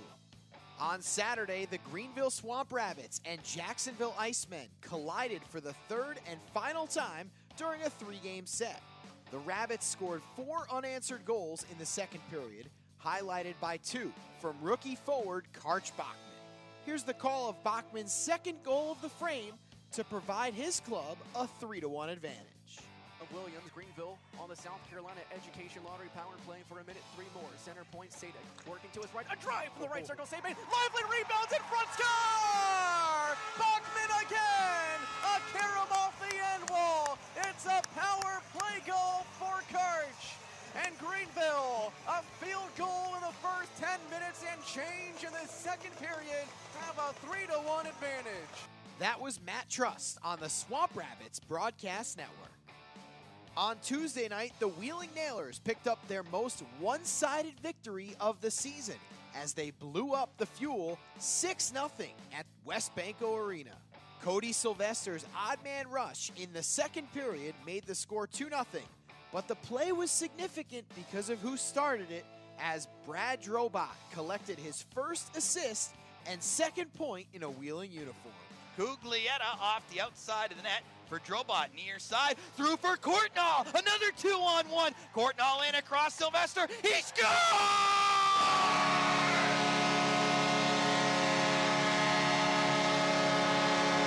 Cody Sylvester from the right side flips it in to give the Nailers a 2-0 lead, and Brad Drobot is getting an assist at 2:48. That was the voice of the Nailers, DJ Abasella, with the call.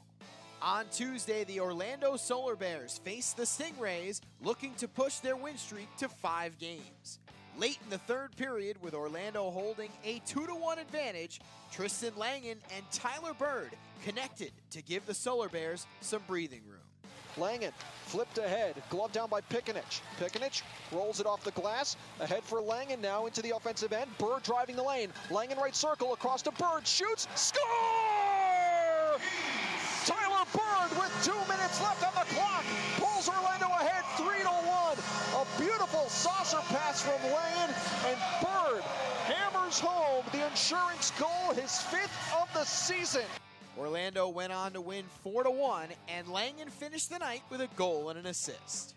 For the second time this season, Florida goaltender Jake Hildebrand was named the Warrior Hockey ECHL Goaltender of the Week. Hildebrand backstopped the Everblades to 3 straight victories last week, highlighted by a 29-save shutout performance over South Carolina on Friday. Trying to dart in there was Harrison. Now the puck comes to Klimek. Toe drag, shooting, save made, and a sprawling stop by Hildebrand. A terrific save by Jake Hildebrand. He remains perfect. That was Mike Kelly with the call on the Everblades Broadcast Network. Hildebrand did not allow many goals last week, but South Carolina Stingrays captain Andrew Chernichan scored his first shorthanded goal of the year and his 14th of his ECHL career last Wednesday to open up the scoring in Florida against the Everblades and Hildebrand. On the reigning ECHL Goaltender of the Week, Chernichan made a great move. Here's my call of the play, as heard on the Stingrays Broadcast Network. Logan Rowe at the center. Over to the far side, a shot blocked, and the Rays will skate it out. Chernichan shorthanded with some speed, moves wide. Chernichan trying to cut back in front, he scores! Andrew Chernichan with the short-handed goal, and the Stingrays take a 1-0 lead with 12:38 remaining in the first. The captain's 5th goal of the season. What a move to get into the Florida end. He moved right around Logan Rowe to the backhand. Hildebrand went down and Chernichan beat him over the right pad. That's it for this edition of the ECHL Plays of the Week. For all my fellow broadcasters, this is Jared Shaffrin in South Carolina, wishing everyone another great week of hockey. Thanks for tuning in.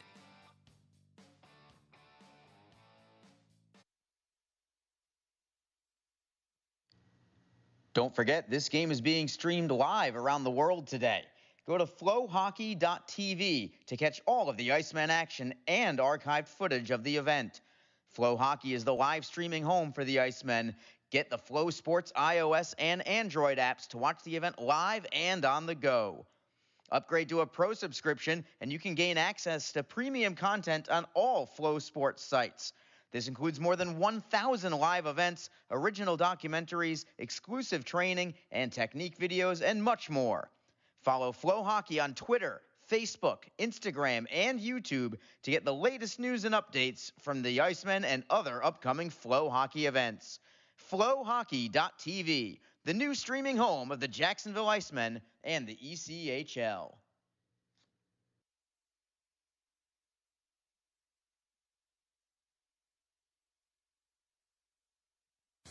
Full and half-season Icemen Elite memberships are currently on sale. Elite memberships offer discounted ticket pricing and guarantees you the same seats to enjoy all of the action. As an Elite member, you will be invited to attend exclusive events throughout the season, receive merchandise and parking discounts, and even meet the team. Monthly payment plans are also available. Packages start as low as $260. For more information, contact the Icemen office at 904-602-PUCK or log on to JacksIcemen.com. Icemen Hockey. Feel the freeze. Ever wish we could get a new house? Yes, and Community First is freezing mortgage rates for up to 75 days, and they pay closing costs.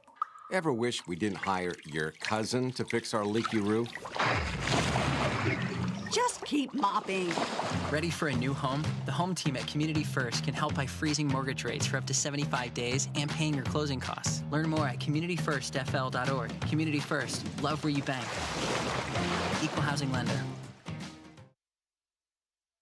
Best Bet Jacksonville and Orange Park are open and excited to bring you the best in poker. Simulcast wagering, cocktails, sushi, and more. Visit bestbetjacks.com for more information. Best Bet. Experience the best. The Jacksonville Icemen offer discounted tickets for groups of 10 or more. Whether it's a company outing, a group from your school or church, or just a gathering of friends, the Icemen can help you set up a night of fun at a discounted cost. Other benefits include an intermission ride on the popular Fan Zam, a post-game group photo, or take a shot on net after the game. Ticket fundraisers are also available. For more information, contact the Icemen office at 904-602-PUCK. That's 904-602-7825, or visit us online at JacksIcemen.com. Icemen Hockey. Feel the freeze. The Jacksonville Icemen are always looking to give back to the communities of North Florida. The team offers a ticket fundraising program that many local nonprofits and schools and charitable organizations can take advantage of. The program is simple. Your organization sells tickets to an Icemen home game, and a portion of each ticket purchase will go directly to your cause. This is a fun and easy way to raise money and gain exposure for your organization or school. For more information, contact the Icemen office at 904-602-PUCK. That's 904-602-7825, or log on to JacksIcemen.com. NHL players have amazing talent, and some of the very best developed right here in the ECHL. Beagles in, he scores!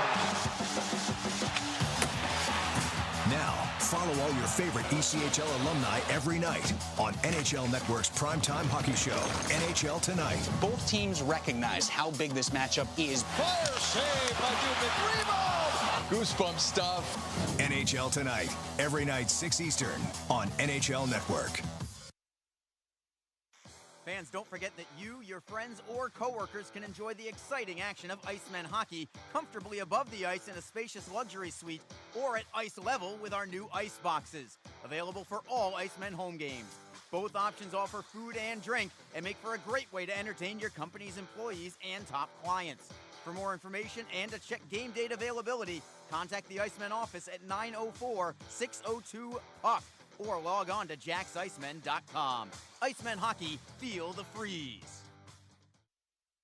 If you feel that passion is just a start, if you think practice is never over, if you believe speed limits are just for highways, and Saturday mornings aren't made for cartoons, if you try, fail, learn, laugh, repeat, compete, respect, and unite, then you belong on our team. Join now at team.ccmhockey.com. Ever wish we didn't have so many bank fees? Ouch! We should get a free checking account at Community First. They even give you a cash bonus. Ouch! Ever wish we had just bought a jar of honey instead of harvesting it? Ow! Bad bee! Have you heard the buzz? Community First is giving up to $200 cash bonuses when you open a free checking account with direct deposit. Learn more at communityfirstfl.org. Community First. Love where you bank. NCUA insured. Back in Jacksonville, this is Arlie Johnson with you as the Icemen and Solar Bears are knotted up at 2 after 2 periods of play. Still a few minutes from the start of the third period. Teams will start at full strength when we come back to live action. To the ECHL scoreboard, updating the most important games for Jacksonville as the Greenville Swamp Rabbits are hosting the Florida Everblades. They've had a 3-game series. In fact, it's been 3-game series all across the ECHL this weekend, certainly in the Eastern Conference. Of course, Jacksonville and Orlando playing 3 games in 3 nights also right now And it's Florida on top 4-1 at Greenville. The Everblades with a 4-1 lead that's going into the third period. And it looks like that weekend will go with Florida winning 2 of them. Greenville, if that score holds, Greenville would be 1-1-1 for the weekend. So Jacksonville hopefully looking to gain 2 points on the Swamp Rabbits in the standings. As for South Carolina, the Stingrays are hosting the Fort Wayne Comets for the 3rd consecutive day. Fort Wayne went into this weekend with an overall record of 10-1-1-1, or 10-1-2-1 rather. They've been unbeaten in 11, and they have run into a buzzsaw in South Carolina, who are not playing great hockey going into the weekend, but South Carolina won over Fort Wayne 2-1 on Friday, 5-1 yesterday, I believe, and now 4-1 today. So it is all South Carolina over the weekend, and it kind of almost makes me believe that I've heard a couple of times from some Icemen people, including, of course, Alex Reed, my broadcast partner, talking about how maybe it's just an Eastern Conference is better than the Western Conference kind of talk, and I do not disagree. And with Fort Wayne coming into South Carolina, with Fort Wayne red hot, South Carolina honestly just kind of floundering along for the last month or so of the season, and then to have South Carolina be so dominant against Fort Wayne, not just once, but 3 times in a row, I think there's some credence to that Eastern Conference is better than the Western Conference, and that weekend series may be the best litmus test out of everything. Speaking of the Eastern Conference, quickly to the standings, the Florida Everblades still on top. They have a 4-point cushion over the Indy Fuel. Florida at 26-9-0-2 for 54 points. Indy, who's been playing only about 500 hockey as of late after a incredible start for the Fuel. They are now 24-9-2-0 for 50 points. Third place, the Greenville Swamp Rabbits. 16 wins, 10 losses, 8 overtime losses. They're miserable in overtime. They have 2 shootout losses as well. 42 points for Greenville, but they are losing today. Orlando sits in 4th place in what would be the final playoff spot in the Eastern Conference. Orlando with a record of 18 wins, 13 losses, 3 overtime losses, 1 shootout loss for 40 points. In 5th place, it's the South Carolina Stingrays at 14 wins, 12 losses, 6 overtime losses, 2 shootout losses for South Carolina. They have a 4-point cushion over the Icemen. That's where Jacksonville sits in 6th place right now. 14 wins, 14 losses, 1 overtime loss, 3 shootout losses. 32 points for Jacksonville. However, the Icemen have played the fewest games in the entire Eastern Conference, so they have several games in hand, at least multiple games in hand with everybody else in the conference. They're 4 points behind South Carolina, but 2 games in hand. They're 8 points behind Orlando, but 3 games in hand. And again, they can win today and be within 6 points of the Solar Bears. They're 10 points behind Greenville, but Greenville is losing today. Jacksonville with a win today would move within 8 points of Greenville. They have 4 games in hand on Greenville. So all of those teams can be reached in the standings as we are nearing the halfway point of the season. It is a 72-game season. Jacksonville, for them, this is game number 33 on the year. We are tied 2-2 after 2 periods of play. The puck is down, and the Icemen have control. It is Jacksonville's Brendan Miller behind his own net. Miller up the right side, looking for Nazarian on the stretch pass. He got a piece of it and knocked it into the Orlando zone. Saraceno tries to knock it free. Solar Bears pry it loose. They can't clear it out yet. Comes towards the blue line, held in by Miller, who closes, fires, save is made. Rebound is covered up by Windsor. I'm not so sure that he knew that he had the puck, but he did have it all the way. And the Icemen with a great chance in the opening 30 seconds of this second period. Remarkably for Orlando, going into this third period, tied after 2 for Orlando. This is game number 36 of the year for Orlando. Before today, they have only been tied after 2 periods, a grand total of 3 times. Somehow, after 35 games, only 3 ties after 2. That is amazing. They are 1-0-2 in those 3 contests. As Jacksonville tries to keep the puck in the zone, they do. Gignac along the wall for Warren. Warren plays it down low, trying to get the puck to Pascal Akan. Akan takes the man into the boards with the body, gets the puck back on his backhand, but it's poke checked away by Topping, and Orlando will play it out to center ice. Solar Bears look for a steal, but Cedarholm with the glove. Smart play to glove it ahead. Legal pass in the defensive zone for Gignac. Now it's Warren for Rabbit just onto the ice. Back for Warren, but it went between his legs. And the Solar Bears pick up the loose change. Tyler Bird feeding Mark Auk. Auk wrists it around the wall behind Williams. Williams stays in his crease. Jason Binkley on the ice. Good to see him after taking a slap shot to the foot late in the second period, but he is okay. And the Solar Bears will play it deep into the Jacksonville zone and steal the puck as well. It's Langen into the corner. Sharp angle shot, deflects away. It comes free toward the Icemen. It is Brown up the boards, right side for Rabbit. Rabbit stops, looks for a centering pass. It is blocked by Orlando. They've got a three-man rush the other way. Bird on the left wing side, defended by Binkley. Kept him along the outside, and then Jacksonville gets another steal. It is Rabbit again, this time for Nazarian at center ice. He'll chip and chase after it. Great speed here from Aaron Nazarian. Orlando first on the puck. At the blue line, Hamilton couldn't hold it in. Bradford tried to play it ahead. Instead, it's Orlando knocking it deep into the Jacksonville zone. Miller rims it around the wall. Nazarian knocked it out of midair. Here comes Jacksonville. Three-man rush. Saraceno's shot deflected into the opposite corner. Spencer turns and loses it briefly to Saraceno, only to have Nolan Valou pick up the loose change for Orlando. 17:37 to go in the third period. We are knotted up at 2. Joe Gareffa for Orlando. Loses it at the blue line to Jacksonville. It is Miller, the defenseman, starting the rush here for Jacksonville. Miller, sharp angle shot, turned aside by Windsor. Played around the boards by Elmer. Orlando off the boards and out to center. Icemen right back in, this time with Derek Lodermeyer, who has one of the 2 goals today for Jacksonville.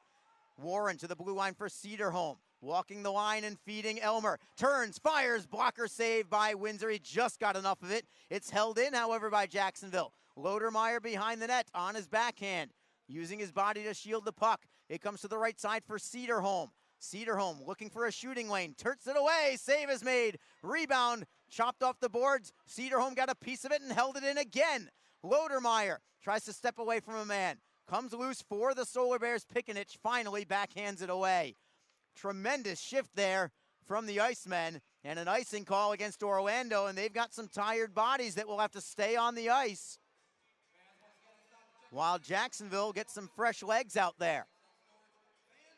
The Icemen out shooting Orlando 26-11. Actually, it should go up in just a little bit because Jacksonville has definitely had a couple of shots on goal in this period. Mike Smatula comes out for Jacksonville with Eric Bradford and Wasey Rabbit. At the blue line, it's Jacob Friend and Jason Binkley. Solar Bears win the draw. They do clear it just over the blue line. Jacksonville looking to pull it away, but instead it's J.J. Pikanich stripping the puck loose. He'll dump it down low. Binkley for the Icemen starts the rush. Lead pass ahead. It is Rabbit to the blue line. Would have been an offside call. Instead, Orlando steals at the blue line. Wing-to-wing pass from Rabik looking for Bird. Another one goes right through the blue paint. Goes to the opposite boards for Auk. Auk, the defenseman, goes all the way behind the Jacksonville net. Turns and fires. Save made by Williams with the blocker. Rebound up high for Rabbit. Rabbit chips it off the boards and out to center ice. Auk again, this time for Andrusiak, who will softly slide it into the offensive end. 2-on-2 scramble behind the Jacksonville net. Gignac pulls it away, trying to set up Rabbit.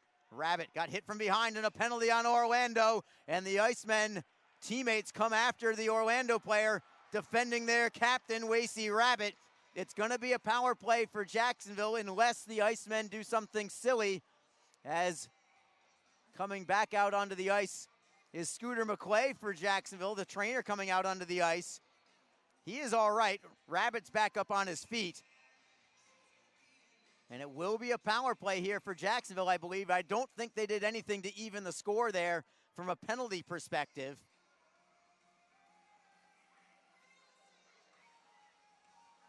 And it's going to be Zach Andrusiak heading into the box. 2 minutes for boarding.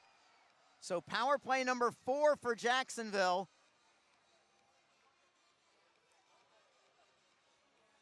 On a power play that has really been scuffling as of late.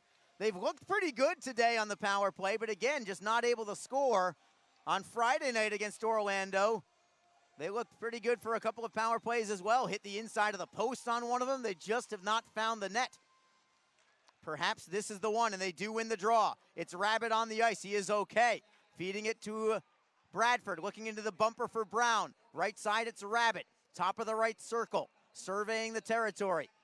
Wasey closes to the half wall. Flip pass to the left side for Bradford as a fourth forward. Into the bumper, it's Brown. Brown spins away from a man, feeds to Bradford. Centering feed, it's Rabbit. Winds and fires, save is made. Rebound is loose, Orlando had it. Taking a swipe at that rebound was Saraceno, but he couldn't get it. And the Icemen come right back. It's Rabbit for Brown over the blue line. Trying to step around Valou, who takes the body. Rimming it around is Saraceno, around the wall for Bradford. Bradford trying to get it to the blue line. Solar Bears are there. They will flip it up the wall and ahead and out to center ice.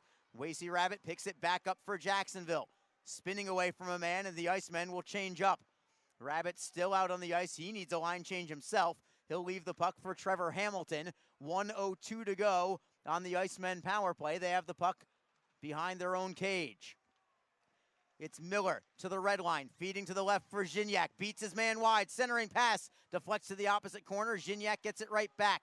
To the blue line, it's Hamilton. Cross ice for Miller. Hamilton gets it back. Right circle, Gignac, one-timer. Just getting a piece was Windsor. Oh man, Gignac's got a bomb. Haven't seen that one-timer out of him yet until just now. Can for Gignac at the half boards. Blue line, it's Hamilton.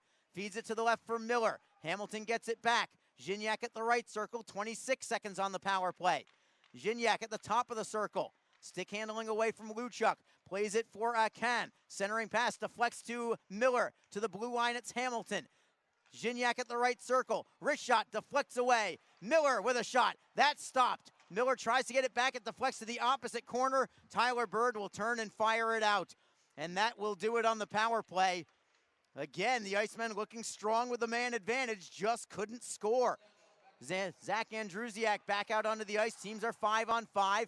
Here's Gignac going it alone. Wrist shot on goal. Save made by Windsor. Rebound for Elmer at the corner, left wing side. He is double teamed. Orlando pries it loose. And Mark Topping will start the rush with a four-man attack. Michael Kim, an interception. Tried to play it ahead for Elmer. It was out of his reach. Icing called against Jacksonville. And the faceoff comes into the Icemen zone. 13-17 to go. It just doesn't seem right that when you're out shooting somebody 31-12, that you should be anything other than ahead. But here we are. It's 2-2. Mid-third period. A dominant effort from the Icemen today. But we still don't know who's going to win this one. And Orlando right off the draw gets a shot towards net. That is wide off the stick of Luchuk. Icemen play it up the right wing wall. Elmer took a bump from behind as he plays it out. Now he'll tap it deep into the Orlando end. McInnes beats Elmer to the play. Centering feed dangerous from Orlando, but they get away with it, and they'll move it for Luchuk one-on-one, defended by Kim. And Kim just took the puck right away from him. He threw him down legally and then took the puck and feeds it for Elmer. Elmer's onside to Nazarian, who couldn't get the one-timer away from the right circle. Lodermeyer picks it up behind the Orlando net. Nazarian, oh man, he is upset with himself that he couldn't get that shot on goal as the Solar Bears skate up the left wing. Topping, they say he got to center ice. I'm not so sure. We'll play on as the Icemen have it deep in their own end. Brown tries to clear it away. At the blue line, it's held away. It's held in by Tyler Bird. Brown jabs at it. Gets it loose for Binkley. Binkley out to center. And Orlando in possession. Indirect feed for Bird, who deflects into the left of Williams. Langen gives chase against Binkley. Poke towards Williams. Orlando gets it back. They couldn't get a shot towards goal. And it's Jacob Friend to the left wing for Saraceno. Overskated the puck, but gets it back. Bouncing puck. Finally calms it down and flattens it out to center ice. Flipping it towards the left. It's picked off by Orlando. Here comes Langen onside on the left wing. Langen dropping it down low. Friend spins away from a man. Great outlet for Warren. He's got Bradford with him. Bradford over the blue line on the left wing side, defended by Spencer. Bradford pulls it away for Warren behind the net. Looks for a trailer on the play. It's knocked loose by Orlando. They picked it off and read it well. And it's cleared to center ice where Hamilton breaks it up with a body check on J.J. Pikinich. The Icemen in control of the puck with 11:22 to go in the third period. Still a 2-2 hockey game. Here comes Gignac with Speed flying into the zone for Brendan Warren, then for Akan. It is Gignac to the blue line for Hamilton. Cross ice it is Miller. Miller playing it down low. Bouncing puck up into the air, knocked free by the Solar Bears and Alex Kukali. Kukali, backhand shovel out of the zone. This is going to be icing again against the Solar Bears. They've been icing the puck all game long. Can hardly blame them, honestly. Remember, this is their 5th game in 6 days for Orlando. I know Jacksonville is exhausted. It's 4 and 5 for them. Both teams really surprised they're not completely running on fumes right now. But hopefully Jacksonville can just outlast Orlando here in this third period. The Icemen win the faceoff. Shot from the point from Cedarholm. Stick save is made by Windsor. Rebound for Rabbit. Into the bumper for Zmatula. Zmatula ridden off the play, but Rabbit picks it up. He is double teamed, spins away from a man, tries to cut free from Kukali and still has the puck. Great work from Rabbit along the boards. Cedarholm with a drive. That goes wide, looking for a deflection from Brown. Solar Bears to the puck. They'll clear it out again. Will this be icing too? Yes, it will. 10:28 to go in the third period. And the Icemen looking to regain the lead. They've had the lead for a grand total of 1 minute and 22 seconds of action. 1 second in the first period. They scored with 1 second remaining in the period. And then Orlando tied it up 1:21 into the second period. Took the lead 19 seconds later. Orlando wins the faceoff. We're going to have a puck out of play. Orlando head coach Drake Barahowski is livid with the call as Orlando was about to reach out or skate out 2-on-1. The puck hit something, and linesman Brady Fagan rules that it went off a player in the Orlando bench, and we'll take a break. Barahowski beside himself with that call, but we're going to go take a commercial just the same. It is 2-2 between the Icemen and Orlando Solar Bears. This is Jacksonville Icemen hockey. Don't forget, this game is being streamed live around the world today. Go to flowhockey.tv to catch all of the Icemen action and archived footage of the event. Flow Hockey is the live streaming home for the Icemen. Get the Flow Sports iOS and Android apps to watch the event live and on the go. Upgrade to a pro subscription and you can gain access to premium content on all Flow Sports sites. This includes more than 1,000 live events, original documentaries, exclusive training and technique videos, and much more. Follow Flow Hockey on Twitter, Facebook, Instagram, and YouTube to get the latest news and updates from the Icemen and other upcoming Flow Hockey events. Flowhockey.tv, the new streaming home of the Jacksonville Icemen and the ECHL. Back to live action. Solar Bears have the puck in their own end. They'll play it behind the cage for Auk. Auk playing it to center. Here come the Icemen. Right back is Nick Saraceno. Moves it to the left for Nazarian. Tried to feed Bradford, but it was deflected away by the Solar Bears. Good stick by them. Here comes Tyler Bird all by himself for the Orlando. Miller defends on the play. Bird puts one off the side of the net. Comes loose for the Solar Bears. Christoph Rabik loses it. It is Saraceno to the left side. Nazarian, can he beat McInnes to the puck? He'll take it over the blue line, leaving it for Bradford. Bradford with a shot on net. Save is made. Stick save made by Windsor. Rebound for Hamilton. Hamilton for Nazarian to the blue line. It is Hamilton not able to hold it in. Apparently it went just over the blue line. It was very, very close, but the linesman calling it dead and an offside against Jacksonville.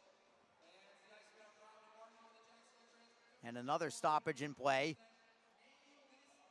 The Icemen out shooting Orlando 33-13.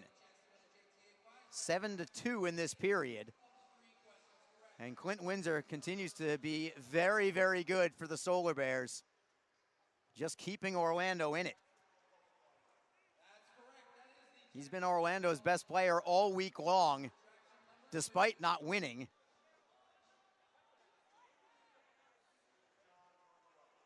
And if you're Jacksonville with 9:35 to go in the third period, you want to just keep pressuring offensively. Keep finding ways to try and win this one in regulation.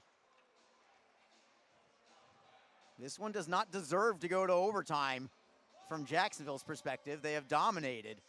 They do not want to give Orlando a free point here on the road for them. Brandon Gignac on the draw outside the Orlando blue line. Solar Bears have it. It is Valu, left wing side. Cross ice for Kozin, then for Mark Topping over the line. Topping has one of the 2 goals today for the Solar Bears. Around the wall for Luchuk. To the blue line, it's Valu. Shot is blocked in front. Luchuk unable to get a shot away. Bouncing puck comes back into the slot, and Luchuk puts it wide on the backhander. Topping behind the net for Luchuk, and a little bit of pressure here from the Solar Bears. Luchuk at the right circle, turns and fires. It was blocked. Where's the puck? Comes free for Jacksonville. Here's Gignac, one-on-one against Valu. Gignac stops, then moves again, throws it through the slot. Wasey Rabbit laid onto the ice, picks it up off the boards. To the blue line for Friend. Friend with a wrister, save is made, rebound. Oh, what a save by Windsor! Off the forehand from Brown. Brown to the blue line for Cedarholm. To the circle, it's Rabbit. Rabbit cycling it for Zmatula. Zmatula in the high slot. All the way to the left circle. Wrister, and the screen is blocked. Held in by Zmatula. Back around the boards for Brown behind the net, who just got robbed seconds ago. Brown back to the line. It is Friend with a drive, and a glove save is made by Windsor. He'll hold on and take the face-off. That was the best save of the night from Clint Windsor, reaching out the glove on the rebound of Christopher Brown's attempt. So close were the Icemen there to regaining the lead. Line change here for the Icemen. Eric Bradford with Aaron Azarian and Nick Saraceno. Jacksonville wins the draw cleanly. Wrist shot on net. Save made by Windsor. Got it with the glove, but not enough to freeze it. Orlando cleared it away to center ice anyway, and here come the Icemen again, only to lose the puck to Lohan. Trying to clear in is Rapace. It is onside. It actually went off the linesman, and the Solar Bears hold it in the zone. Langen on his backhand, tries to spin away from Hamilton. Knocking it free briefly is Miller, but he can't clear it out. A wrister from the blue line. Save is made by Williams. Rebound swept away by Jacksonville. Here come the Icemen. It's an odd man rush, 3-on-2. Over the blue line is Bradford, onside. Looking for Hamilton. It went behind him. Hamilton loses control, and the Solar Bears break back with a 2-on-2 rush. Langen into the corner for Rapace. Wrist shot on net. Save made by Williams. Rebound at the line. Does Williams cover it up? Yes. Right on the goal line. He's able to hold on to it. Back and forth we go as the Solar Bears get a couple of chances there. But it stays 2-2.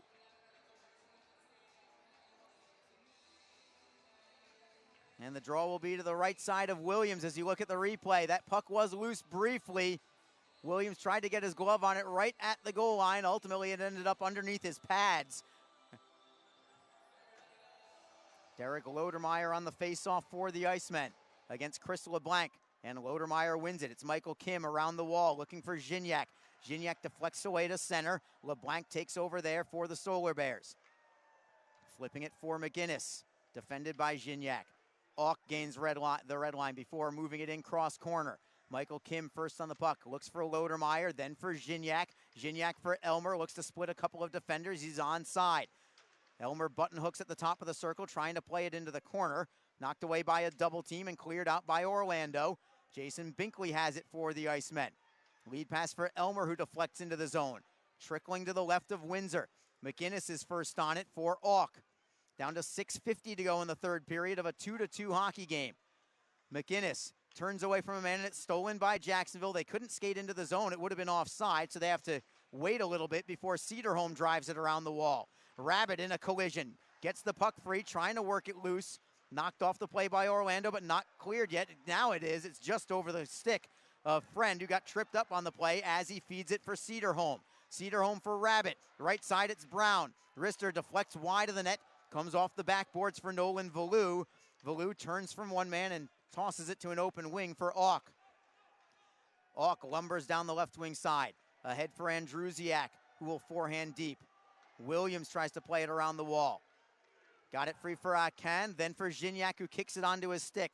Left wing side, it is Warren, back for Gignac at the circle. Wrister whistles wide to the far post. At the line, Akan looks to hold it in. Unable to do so, Jacksonville regroups. Great play by Warren to tap the puck to himself and then drop it back into his own zone for Trevor Hamilton. Hamilton D to D for Miller. Miller's outlet pass. Warren moves it over the line for Aken in the slot. Right side at Gignac. Centering feed. Deflected just wide. Orlando got a piece of it with a stick. Warren would have had an open net otherwise. Great play by Jacksonville. They'll try to get the puck again at center. It's Gignac over the blue line onside. Curls and leaves it for Hamilton. Back for Gignac. Gignac tries to turn away from a man. Plays it down low. Nazarian just onto the ice. Will reverse it from Miller. Shot towards net. Deflected wide by Nazarian. Orlando to the puck with Valou. You get the feeling that the Solar Bears are now just hanging on, just trying to get to overtime of this one. Jacksonville, that's the last thing they want. They want to pressure and try and take this one in regulation. Jacksonville up the right wing. Looking for it is Nazarian, but it's well out of reach, and it's going to be an icing call against the Icemen. Any kind of result Orlando gets in this game will be a stolen point, or possibly two, depending on how things go. As for Jacksonville, they are more than deserving of a victory today. Whether it goes to regulation or goes to overtime, I guess we'll see, but the Icemen are playing another fantastic game here at home. They've been wonderful at home as of late. In fact, Jacksonville 6-1-1 in their last 8 home games going into today's affair. So they have been playing exceptional here on home ice. Solar Bears with a shot that goes well wide. Kukali pinches in from the blue line to hold it in. Icemen stand a man up against the wall, trying to clear it away as Bradford. He does get it loose, finding Saraceno. Puck bounces high into the air. Solar Bears pull it away. They'll knock it into the zone. Hamilton defends on Bird. Bird with a centering pass. It deflects to the opposite side. Bradford on his backhand, turns to his forehand and starts Saraceno on his way. Nazarian tries to go wide on Kukali. Kukali took the body well. Nazarian holds the puck in the zone, however, trying to get away from Kukali. Kukali takes the body. Saraceno takes the puck. Shot is deflected wide into the corner. Smatula just onto the ice. Tries to turn away from Auk as the Icemen try to complete a line change. Solar Bears drive it off the boards and out, and it goes out of play. It goes off the curved glass right by the Orlando bench. Face-off will be in Orlando's zone when we come back. 4:04 to go in the third period. It stays Jacksonville 2, Orlando 2. This is Jacksonville Icemen hockey.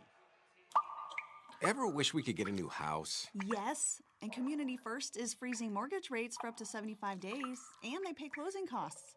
Ever wish we didn't hire your cousin to fix our leaky roof? Just keep mopping. Ready for a new home? The home team at Community First can help by freezing mortgage rates for up to 75 days and paying your closing costs. Learn more at communityfirstfl.org. Community First, love where you bank. Equal housing lender. Best Bet Jacksonville and Orange Park are open and excited to bring you the best in poker. Simulcast wagering, cocktails, sushi, and more. Visit bestbetjacks.com for more information. Best Bet. Experience the best. Arlie Johnson with you for the final 4:04 of regulation, possibly longer. It's 2-2. Draws to the right of Orlando netminder Clint Windsor. It's Brown on the draw for Jacksonville, but the Solar Bears take it cleanly. Left wing side, Joe Gareffa gaining the red line before a forehand in. It's batted out of the air by Kim, knocking it free for Brown, who taps it out to center. He thought he was feeding Wasey Rabbit, but Rabbit was behind him. He didn't realize it. Solar Bears attempt to bring it back in low, but it goes over the glass and out of play. So we'll have a face-off right at the center ice face-off dot. Now less than 4 minutes to go in regulation.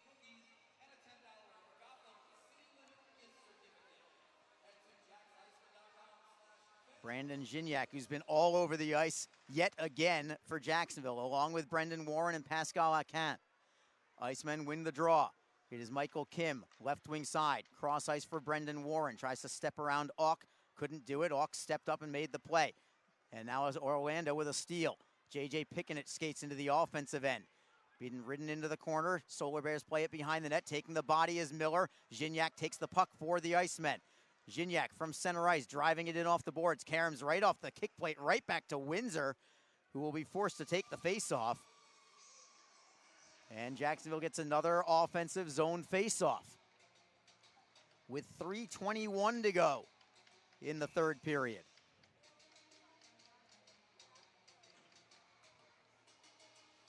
Line change for Jacksonville. Eric Bradford at center with Aaron Azarian and Nick Saraceno. Jacksonville wins the faceoff. Hamilton plays it off the glass into the corner. Picking it up there are the Icemen and Eric Bradford. Bradford on his forehand all the way to the blue line. Spins from a man, drops it for Nazarian. Then down deep for Saraceno, who tries to spin away from Spencer to no avail. He gets back up and gets the puck back, however. Bradford with a shot. Save made by Windsor. Rebound is loose. It's Nazarian who couldn't get the shot away. Nolan Valou will skate away with it and start the rush the opposite direction. Pass for Luchuk. Couldn't get a tape to it. It's Hamilton looking for Bradford. Bradford up the right wing for Miller. Miller will backhand it out to the neutral zone. Luchuk feeding Tad Kozin, who will drive it in. Aaron Azarian would have had a wide open net, but he couldn't get his stick to the puck. He was defended by Orlando, and he just couldn't get there. Hamilton now from center ice for Jacksonville. He'll backhand it behind the net. Orlando first on the puck. Easy breakout for them. They'll play it wing to wing. Goes by everybody. Is this icing again? It is.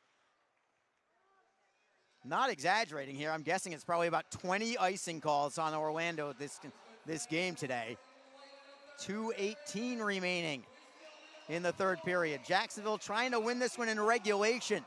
Outshooting Orlando 35-15. But we're tied at 2.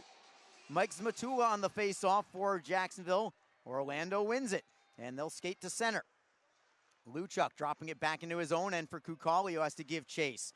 Brown on the forecheck as Kukali drives it off the wall, and the Solar Bears are onside into the zone. Rapace into the corner in a collision with Binkley. Binkley knocks the puck free. Tyler Bird is next on the puck for the Solar Bears. Binkley gets it back around the boards. It's held in by Nolan Valou. Rister in a screen. It was wide. Didn't miss by much either. Another shot from the Solar Bears. That gets deflected behind the net. Orlando with a bit of pressure. Valou at the left point. Rister in another screen. That also doesn't reach the net. Comes off the end boards as the Icemen try to clear it away. It is Rabbit for Zmatula. Zmatula off the glass and out to center. 1:33 to go in the third period of a 2-2 game. Offside called against the Solar Bears as Valou tried to take it in on the left wing. Exactly 90 seconds to go in regulation.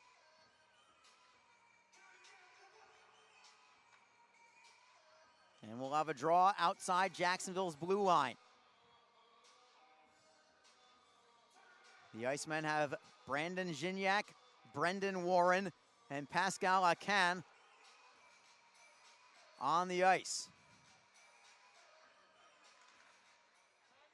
And the Solar Bears have it. At center, it is Spencer driving it around the wall behind the net. Hamilton first on the puck, got spilled on the play. Garefa tries to knock it loose. Hamilton digging it free, looking for Warren at the blue line, held in by Valou. Stick save is made by Williams. Comes to the opposite wing for Acan. Then it's Miller D-to-D for Hamilton. Hamilton trying to go cross ice again, sets up Acan. Great pass from Hamilton. Acan into the zone, back behind the Orlando net. Warren tries to get a centering pass now in the final minute of regulation. Solar Bears with the puck. LeBlanc on his backhand, feeds it out to center. Hamilton knocks it free. It's Acan, unable to set up Aaron Azarian onto the ice. Spencer feeds it cross ice. It is Valou on the left wing. Long stretch pass deflected into the zone by Pickenich. Binkley on the puck. Stretch pass for Saraceno, offside Jacksonville. And that's going to bring the faceoff all the way into the Icemen zone with 38.3 seconds to go. Saraceno protesting the call, but Brady Fagan saying you were in ahead.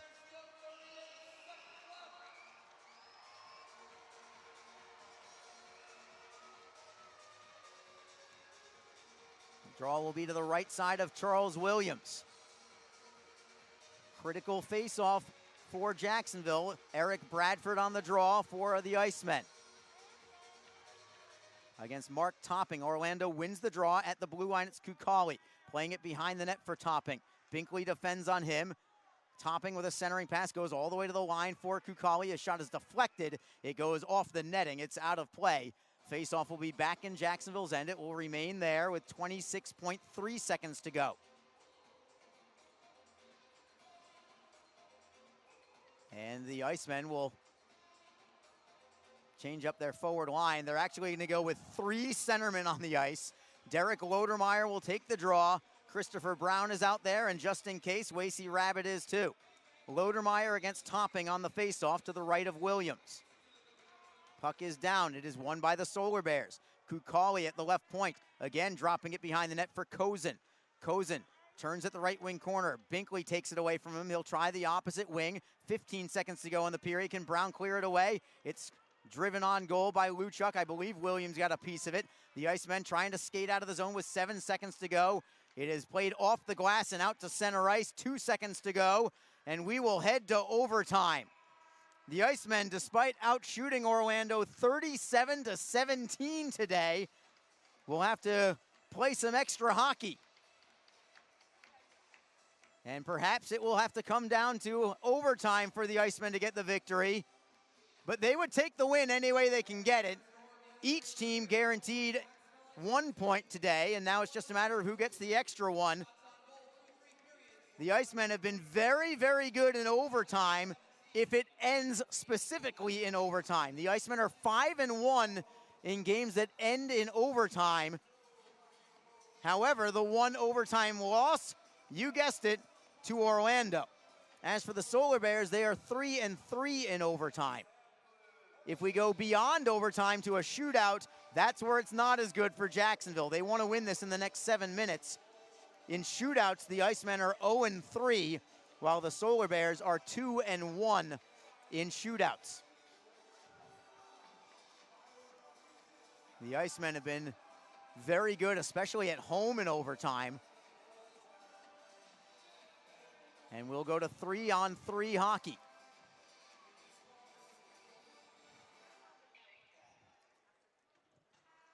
And Jacksonville will start with their pair of Quebec natives, Brandon Gignac and Pascal Akin. Trevor Hamilton, the only defenseman. For Orlando, it's Chris LeBlanc with J.J. Pikinich and Nolan Valou. And the Icemen control the draw. It is Hamilton between the hash marks in his own zone, and the Icemen will start there. Very methodical for now. Hamilton slowly up the middle, then feeds to the left for Gignac. Gignac curls and starts back into his own zone. They'll try and regroup. Gignac now with speed up the left wing. Let's see what he can do there. Over the blue line, offside against Jacksonville. Can was in ahead. So we'll bring it back outside the blue line in another face-off early in overtime. As Jacksonville tries to get 2 points closer in the standings, at least to Greenville, 1 point closer in the standings to Orlando, and they'll try and win this weekend series against Orlando. Trying to make it 3 out of 4 against the Solar Bears if they win today here in OT. Orlando with the puck now. It's Pikinich over the blue line. Onside, up the right wing. Toe drag on the play, knocked away by Jacksonville. Here's Ken up ahead looking for Hamilton. It would have been a breakaway. Instead, it's Hamilton behind the net. Behind the Orlando net, that is. Onside, Trevor Hamilton with the puck. Hamilton all the way to center ice just to maintain possession. He'll drop it for Gignac. Gignac now at his own blue line. The Icemen could use a line change here as well, but instead they'll stay on the ice. Hamilton for Ken. Ken tries to knock the puck free. He is double teamed and the Solar Bears end up with possession.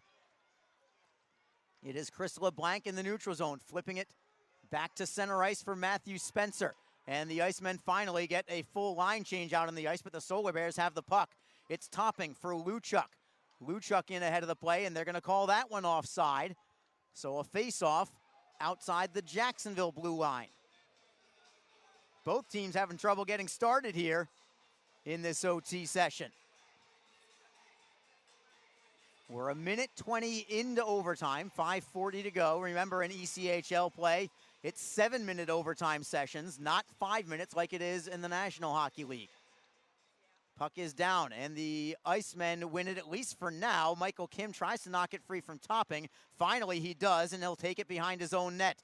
Michael Kim, the only defenseman, with Brendan Warren and Christopher Brown as the forwards. It's Warren through center ice. Great shift around Topping. He's into the zone onside. Warren button hooks at the half wall right side. Cuts towards the middle. He'll drop it for Kim. Kim has some space. He'll fire. It's over the crossbar. Karam's all the way to the right side, and the Solar Bears take over. Spencer in front of his own goaltender. Feeds it to the left for Luchuk. Saraceno defends on Luchuk. Luchuk turning at the circle. He'll stop at the left wing side, leaving it for Auk. Auk with a drive. It goes over the crossbar and all the way back into the Solar Bear end, or actually at least to their own blue line. Luchuk starts it ahead. It's a 2-on-1 for Orlando. Auk, right side, off the crossbar. No, they're going to say it's a goal. They're going to say it's a goal. They say it went off the back bar, and the Solar Bears have won. The goal light went on, and Orlando has won this game by a final score of 3-2. I think Jacksonville wants to say, look at the replay just to be sure. And they are going to look at the replay. So it's not officially over yet. They are going to look at the replay. Just in case. They want to be extra sure. Orlando is already celebrating as Mark Auk thinks that he has won the game, but we'll make sure. He beat Charles Williams high to the glove side, just underneath the crossbar. So nobody has left the ice just yet and gone to the locker room.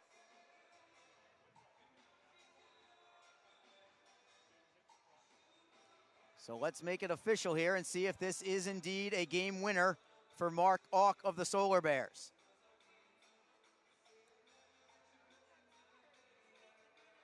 Referee Sean McFarland with the iPad, checking it down at ice level from the visitors' penalty box.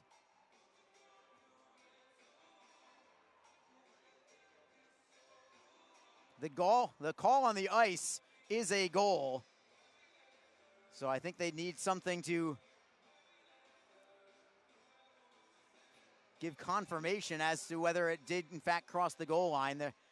I think there would have to be confirmation that it did not go over the goal line. Sometimes these overhead cameras don't necessarily show it the way that you would want it to. They're taking a long time, which I think actually benefits Jacksonville. I think the longer this goes, the more we wonder. As you look at the replay here on the Jumbotron here as well, let's see if we can see it. Yeah, I think that based on the replay that I'm seeing, it looked like it went in, and they do call it a goal. And it's going to be a 3-2 victory for the Orlando Solar Bears. So Jacksonville, despite a tremendous effort today, they really did dominate the Solar Bears this afternoon, but ultimately, despite outshooting them 37-18, they end up losing in overtime. Jacksonville now 5-2 in overtime. Both of their overtime losses are at the hands of the Solar Bears. So Jacksonville does get 1 point for the overtime loss.